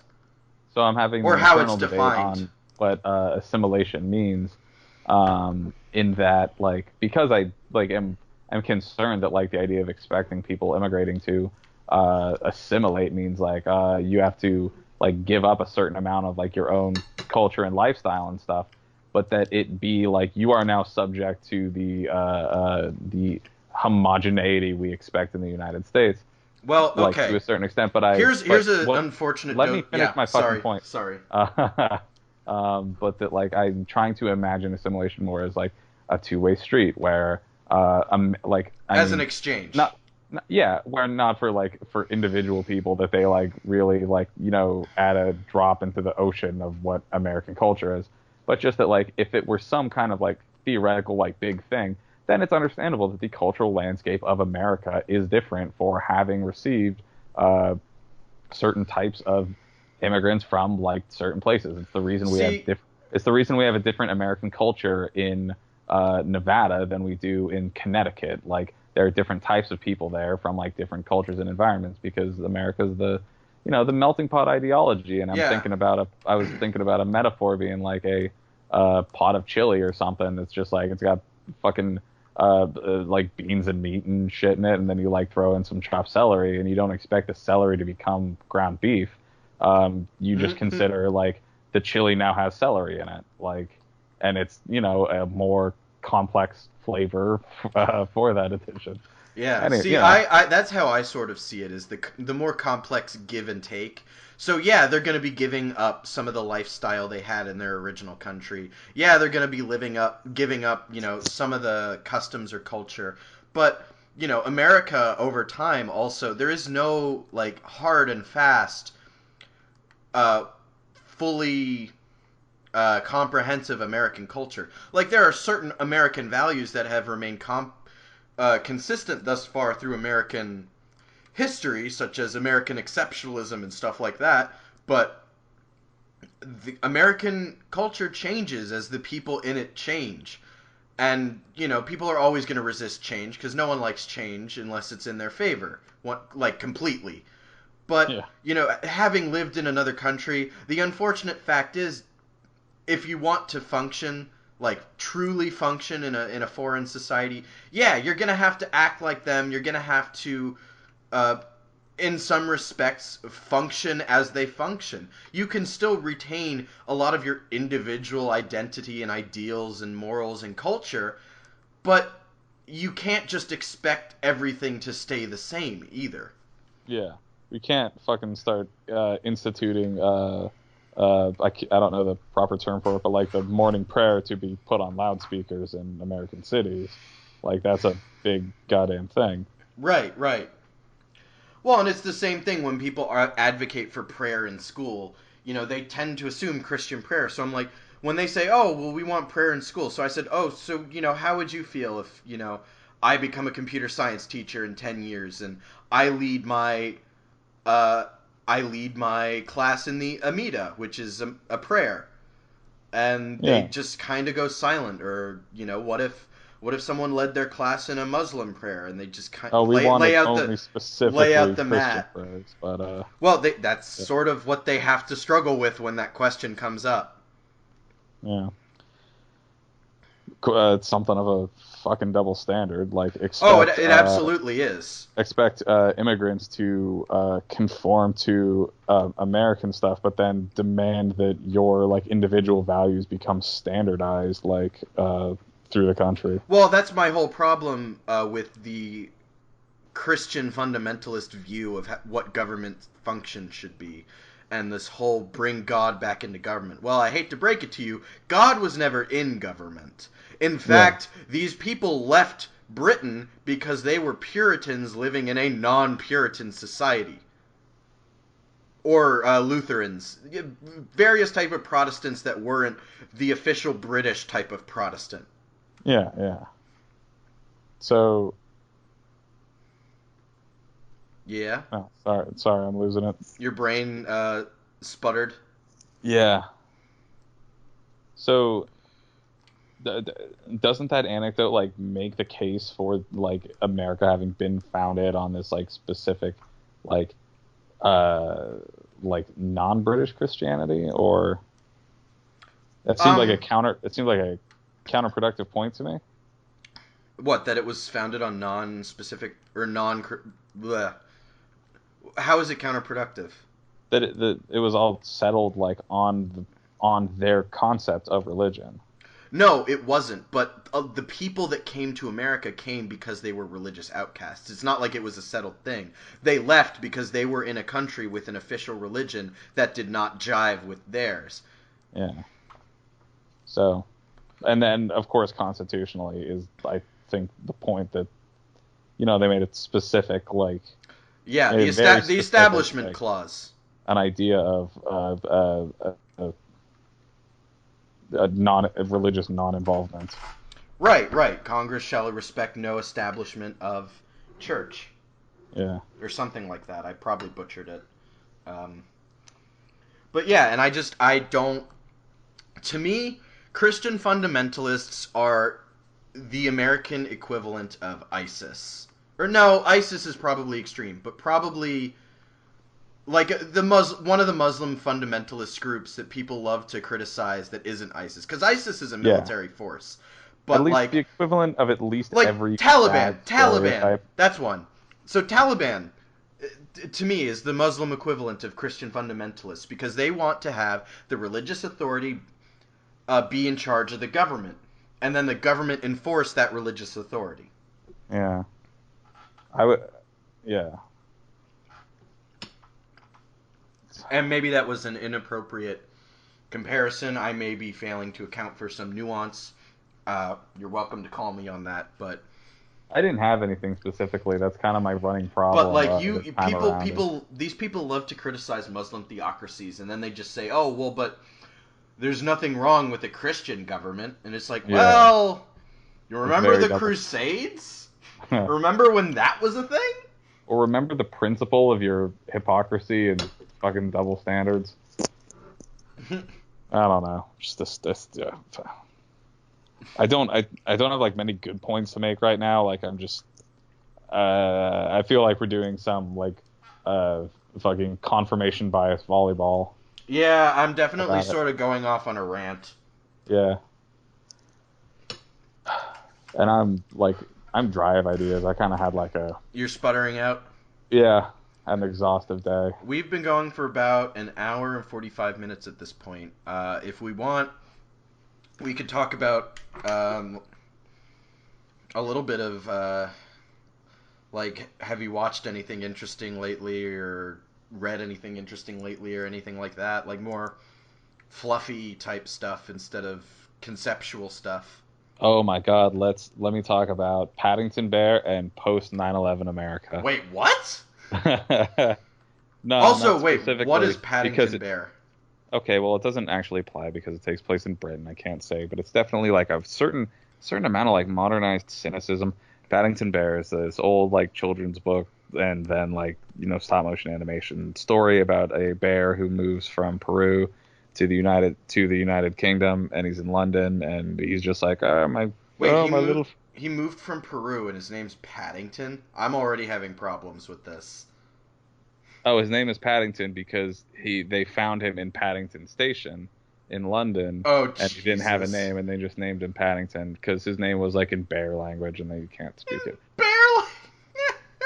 Okay, look, on Netflix right now is like the 2015 like live action Paddington movie. It's pretty. It's all around like very charming and funny and very good. Oh, good Um, lord.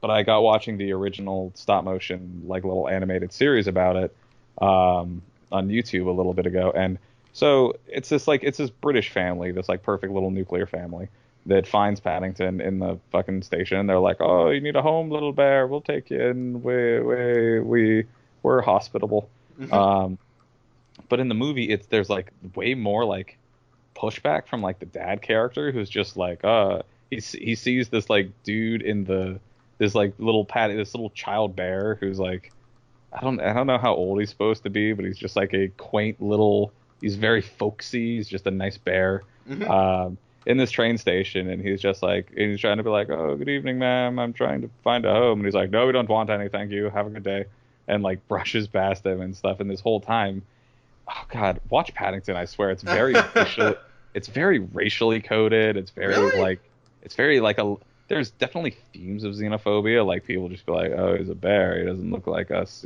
He doesn't belong around here," or something. I swear to fucking God.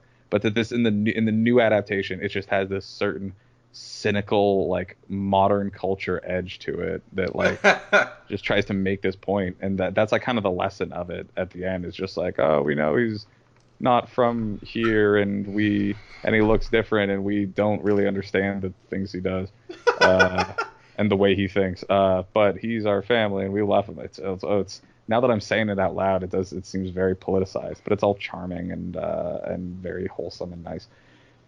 And I was just like, that's, I don't know, it's so weird that like they, I don't know, you have to have that layer of concept in a fucking children's movie about a nice bear who like has wacky adventures in London.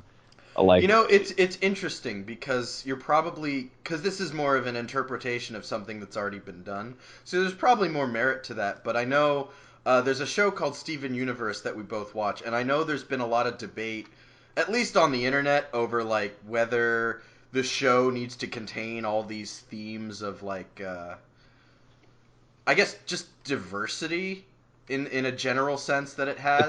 it definitely like not even just that. It like takes a lot of like, pretty higher level like, messages out of it. Right, but I'm saying there's been debate over whether it needs to have that, and I think you're probably right in this case. But like when it's somebody's completely original work, and that's where I was going to make the distinction. Like when that's how they initially conceived of it, like, well, I guess it sort of does need to be that way because that's how the person wanted to make it, and no Yeah. one, and Steven like, Universe is definitely like that's part of the fiber of it is these like is those like, yeah, ethical concepts.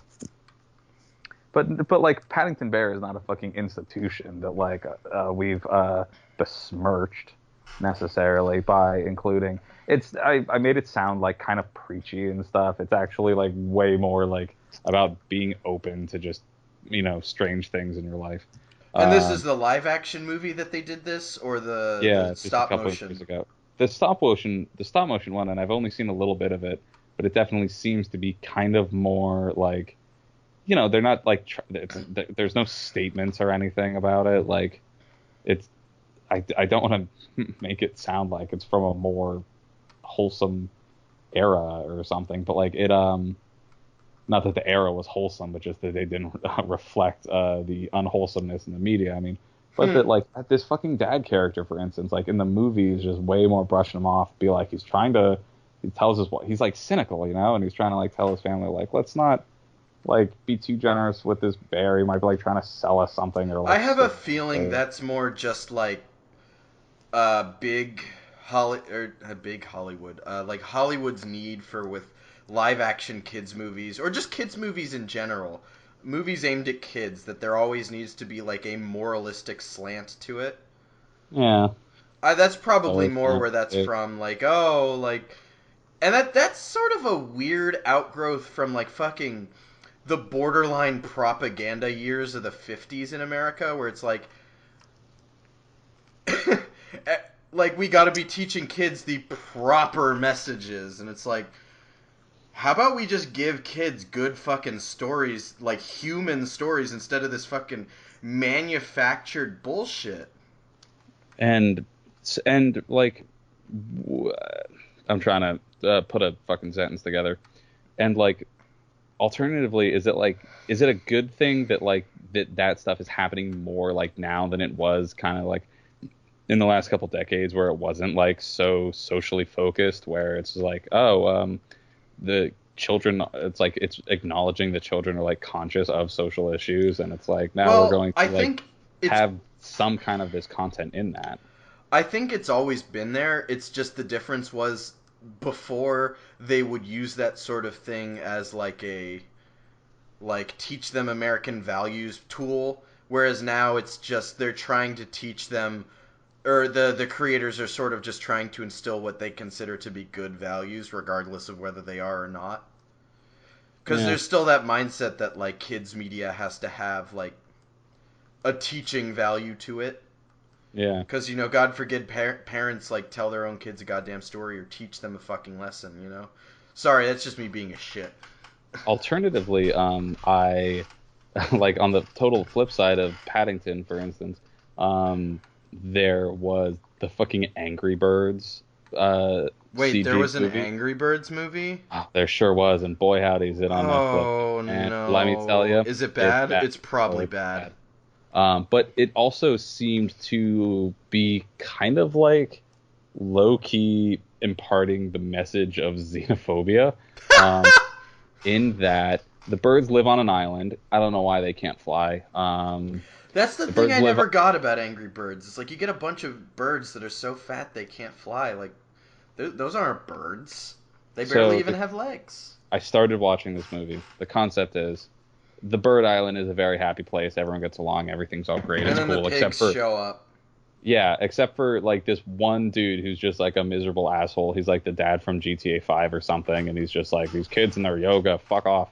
Um, And then the pigs show up, and he's like skeptical. Everyone's just like, "Oh shit, these dudes with their ship are cool, and they've got weird technology, and they're interesting stuff." And they come here, and then the shitty cynical Berg is just like, "I don't trust them. I'm gonna investigate." Finds out in the ship, it's just like, "Oh shit, there's a whole mass immigration right now going on. Like in the bowels of this ship, is just like thousands of fucking pigs, and they're gonna take over. And I think they want to eat the bird eggs or something. And it definitely sends this message of people from the outside have mischievous hidden agendas, and they're wanting to invade and colonize your shit up. Which I guess there's a historical precedent for that, but it's mostly, it's. Oh, also the pigs might be a little bit anti-Semitic in their visual depiction. You know, that's something I told a friend about recently. I was like, look at all the Disney movies up to a certain point. Like there is a racial stereotype main character in at least every one up until I want to say no, Mulan has the dragon. Yeah, and Um that was very clearly supposed to be like Eddie Murphy, Black Guy Dragon. yeah. Um mm, I'm forgetting it, but basically, I was saying, like, look at every Disney movie up until a certain one, and I can't remember which one, so I'm very sorry. But there's a stereotype of some sort featured very prominently in each one. Like, Yeah, Hercules, Phil, and don't get me wrong, I love Danny DeVito, but Phil is a goddamn Jewish caricature. it's hard for Danny DeVito to not play Jewish characters sometimes, I think. I don't know about that. His comedic style is very unique, and it fits well with this negative stereotype of a Jew, which often gets played off for laughs. I think that's Yeah, more of what. that is a better, more proper But phrasing. like, if you watch It's Always Sunny, he's not a Jewish stereotype. He's playing a Catholic guy. He's just fucking bonkers, and he's hilarious. Oh But yeah. like, Oh, but okay. So Danny Phil and DeVito's Hercules, though, I think. delivery, I think, is what lends him to get those roles more often than not, though, because Yeah. he has the mannerism of speaking, the cadence and the pitch of his voice. lends itself to that Jewish stereotype. Yeah, typecast is what I meant to say. Mm. And so Phil the satyr from fucking Hercules. That I feel like he does say oy vey at some point. He does. He says oy vey. He says meshugana. He says all sorts of stuff. It's like he's a fucking Jewish trope. And all of the little mannerisms. Like, granted, the things I'm doing to train this Hercules. Like, granted, it's not like a evil Jew. He's an endearing character. So is the dragon in Mulan. Moo something. Mushi? Yes, that's what it was. And he's like Eddie Murphy playing a black stereotype. And they're both endearing characters, but that doesn't change the fact that they're stereotypes. And, like, it's funny because we were introduced to those movies at such a young age that I think most of us weren't aware of those things, so we just sort of accepted it at face value. Little Mermaid had a bad stereotype of... the Caribbean crab, yeah. Oh, I was thinking Ursula, the tremendous drag queen. Oh. Yeah, that's also... you're... Those are both things. Like the crab is like a Caribbean stereotype as well. To what extent do you think? I never picked up that there was. Dude, watch The Little Mermaid again. He says he speaks with the accent. He says "mon" a lot. He's talking about living an easy life.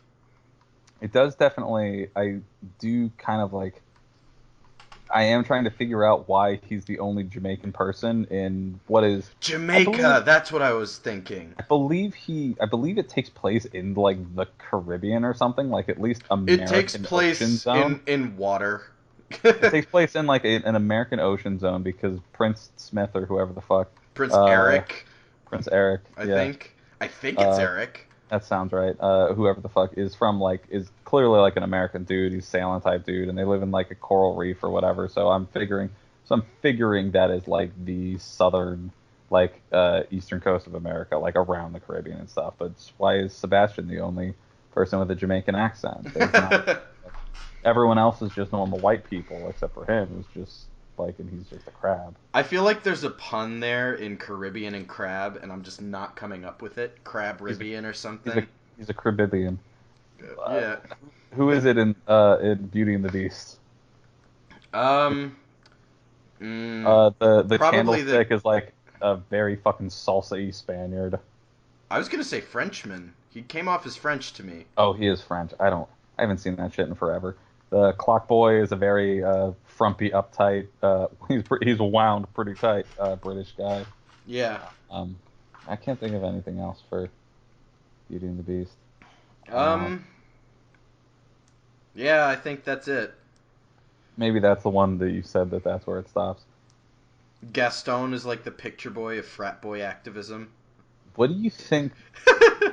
Have you seen the shit for they're doing it real now? They're making live action. I know it's happening. I don't know anything more than that though. Dude, I truly do not care. So yo, before you fucking see anything else, look up the Mrs. Pot, the Mrs. Teapot in the fucking. Just look up that picture of that. What they made that thing look like. It looks like a more realistic, ornate porcelain teapot, that's for sure. But it doesn't make a shit of sense. Visual design wise, it looks wicked bad. The Beast looks like fucking a dude from Warcraft or something. He's very gross. Emma Watson is just doing some shit. That's a pretty dope role, I guess. But oh man, that's a goofy looking beast. Yeah, he's pretty goofy. Fucking the candlestick dude, you can't. He's just a fucking clusterfuck of gold leaf. You can't see shit on him. Doesn't make any sense. None of the people look right. It's gonna be whack. Whatever. I can't find an image of the pot lady. I don't know why they make. Wait. I gotta be able to find it. No, this is where the fucking podcast. Oh my god, I found it. Oh, good lord, that's awful looking. It's literally just a porcelain pot with a face painted on it. Oh yeah. Is that it? Am I seeing this right? Oh my god. Yeah, you're seeing it right. That's really terrible.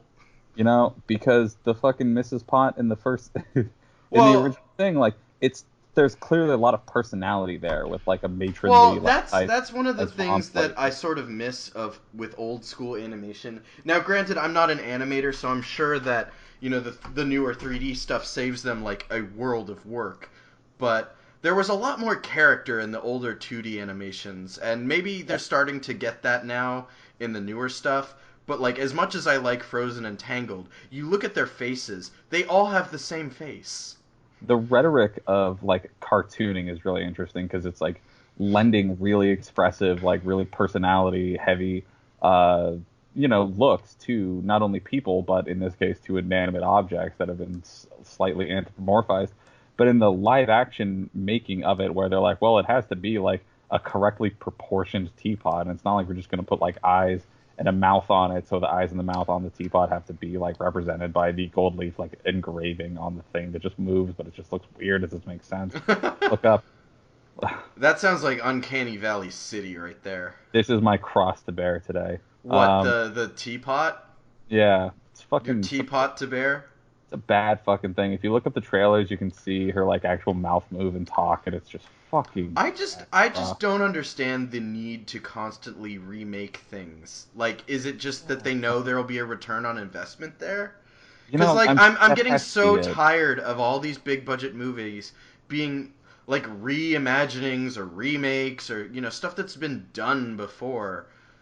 And You know, like even like the whole notion of, and this is just as again as a someone who's really into games and game development, like the whole notion of like turning a game into a movie to me is really irritating, because if you designed your game well, the plot should be unable to be replicated in a non-interactive format.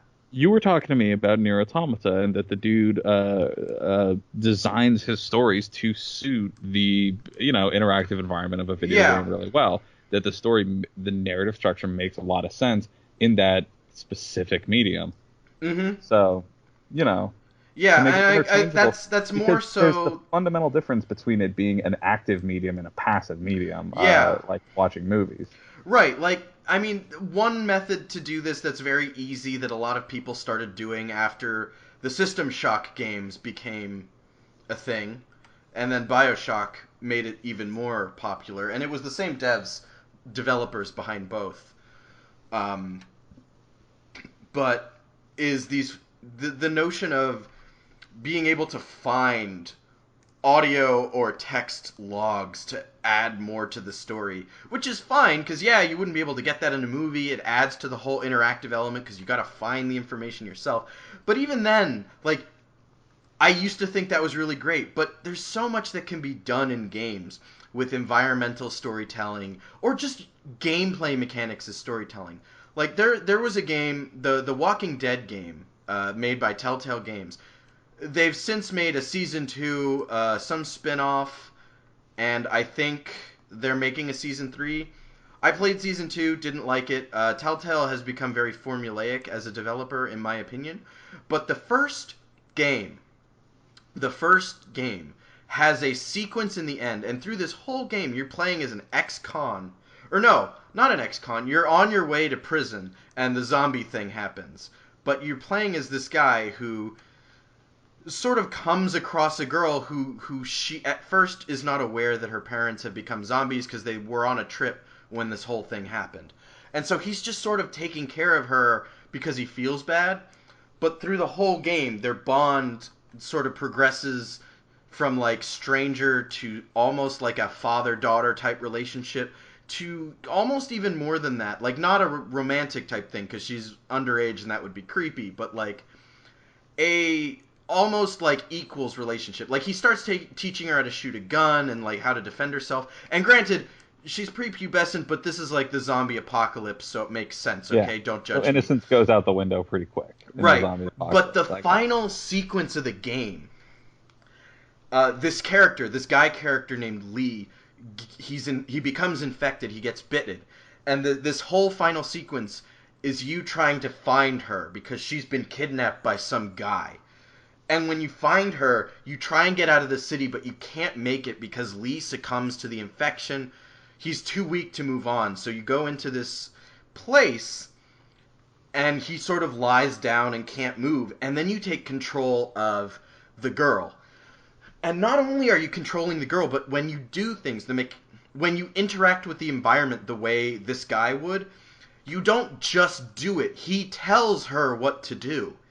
And she then does this. And you are, through these gameplay mechanics, you are showing one character teaching another how to survive in the very immediate impending inevitability of his own death.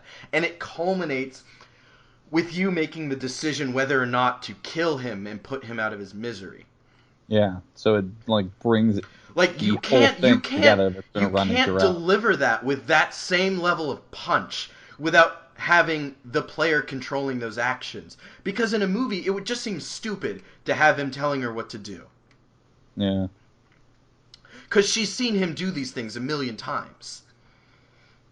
Yeah, so like all of a sudden you're experiencing like the transference of those skills and that knowledge that he's been training her on, like by actually doing it. You see the completion of that arc, yes. Yeah. And you like actively do it. So, yeah. You're an active participant in it, yeah. And that was like a point on storytelling specifically designed like for video games. Yeah, and I have a ton of little moments I've remembered like that I could list through. I'm not going to, but that's the one that's probably the least spoilery, because I'm not going to spoil Nier Automata on the not on the podcast, not for at least a month or two. I want to give people the chance to experience that game. That game is an experience. Holy shit. I finished it and I was emotionally exhausted. Yeah. Cool. And the same goes for Hideo Kojima and the Metal Gear games. They're also stories that really are only told to their fullest as games. And he even said as much when he was asked about like making a movie about it. Like he said, at first I was sort of enthusiastic about the idea, but then I realized that this is a story that really can only be told properly as a game. Yeah. Interesting. Because, you know, how is Psycho Mantis going to read your memory card in a movie? He doesn't. Yeah. There would have to be like some kind of like convoluted like news system for like how Psycho Mantis like does something to fuck with like the audience of the movie theater. Yeah. Like, how does he do that? Do they like there's like a tiny little camera like on top of the screen and it'll like zoom in on one person and it'll just be like, who knows? But Psycho Mantis will say like, Jeremy Filbert, you have to leave the theater now or everybody will die. Well, and it's actually interesting because in Metal Gear 4, which I get the feeling it was intended to be the last game, there's a callback to that scene in one of the near end sequences. Except they totally fuck with it, and it's amazing. Yeah. So like, there's like the ghost of Psycho Mantis. Yeah. Oh, have you played it? I have. Okay, yeah. So this is like from 2008, so I don't feel bad about spoiling this. Yeah. Statute of limitation is passed. Sorry, folks, but like in the original game, in the original Metal Gear game from like 98, I want to say 99. The guy, Psycho Mantis, the gas mask dude who floats around, the way he shows that he's an amazing psychic is by reading your memory card data and making snide remarks about it. Yeah, it's like you have Castlevania, who's like, oh, you like to play Castlevania. Yeah, You're like, oh, how does he know? Yeah, and it's supposed to be like, oh my god, he's such an amazing psychic. And then to beat him, you have to unplug your controller and plug it into a different socket. Yeah, into player too and shit. Yeah. And then in the new one, the ghost of Psycho Mantis is, or the ghost of Psycho Mantis is like possessing someone. And he goes through the whole spiel where it's the same fucking voice lines. Like they have the same audio compression. You can tell just by listening to it. They just do the same dialogue or the same monologue, and this character that's possessed does the same motions. And then it's like, wait, you have no memory card. What? How can this be? And then it just ends and it goes into the fight. and instead of like plugging it into the other controller port, you have to like actually like go into the settings and like change the controller setting. Yeah, yeah, yeah. Yeah, that was cool. Very interesting things done fucking with the very nature of video gaming as a medium. Yeah, and I think there's always going to be value for games that don't do that. Like, don't get me wrong, I love the Mass Effect Oh yeah. games because the Mass Effect games would very easily make a movie because there's a canon ending, and well, most even games with multiple endings tend to have a canon ending. But There's a like there's the gameplay and then there's cutscenes and they're very separate. Not very. It's very infrequently that you are forced to experience a lot of story or get important information via gameplay or information being conveyed as part of gameplay. yeah. And like I get what you mean. Like not every movie or shit, not even like 10% of movies can be or can or should be Memento where they do it all backwards. Yeah, Uh like I'm not expecting everything to be amazing, but like I don't see the point in like saying, let's take this video game that tons of people liked and make it into a movie. Like let's compress this story that was told over like probably around 10 hours into something that lasts only 2. yeah. Do you ever read like novelizations of movies? No, It's I'm guessing that's a thing. it is. It was a big thing when I was a kid, especially. I remember like Titan AE, they had a novelization. It was just a children's like chapter book Huh. about a movie and stuff.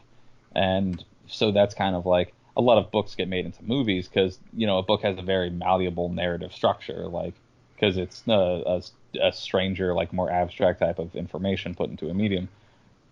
But like to turn a movie back into a book, I'm just thinking about other things I know about like fundamentally different media conversion. Mm. It's interesting. Yeah, And I definitely, guess there's definitely, interesting since stuff video there. games are not even a very like well experienced and hammered out medium in the way that like movies are, for instance, because they've been around for like an extra 100 Well, fucking it's years. it's not just that. Video games tend to be a bit more cost prohibitive. and Yeah, and they're more time investments as well. So I understand why they don't reach the same audience that a movie will. or what I was saying is that like it's still like a very young medium, let alone Ah, the concept of like medium translation is like even more uh untested. so you would really like the guy who made Near Auto Tomato, than Yoko Auto, Taro, because one of his things, and this really gets under my skin because I hate it, but a lot of his stuff, he like Near Automata, whatever, however you're supposed to say it, is preceded by a stage play that he wrote, hmm, and like the original Near game has a bunch of spin-off books that he was involved with. Like this guy is huge on like connecting his stuff to other forms of media, hmm, very transmedia. Ooh, and I know you're into that, so yeah, I think it's been about 2 hours. We're just yep. sort of blathering on about things we like as opposed to anything of value now. So Yeah. I Thank you think we're at a everybody for listening. natural end point. Yeah. Thank you everybody for listening. This has been episode 10. Yeah. Episode 10, the episode with all the emotions and filler. Yeah. We've really like made this little anniversary worth your fucking time. Wasn't that, but Yeah. okay. All right.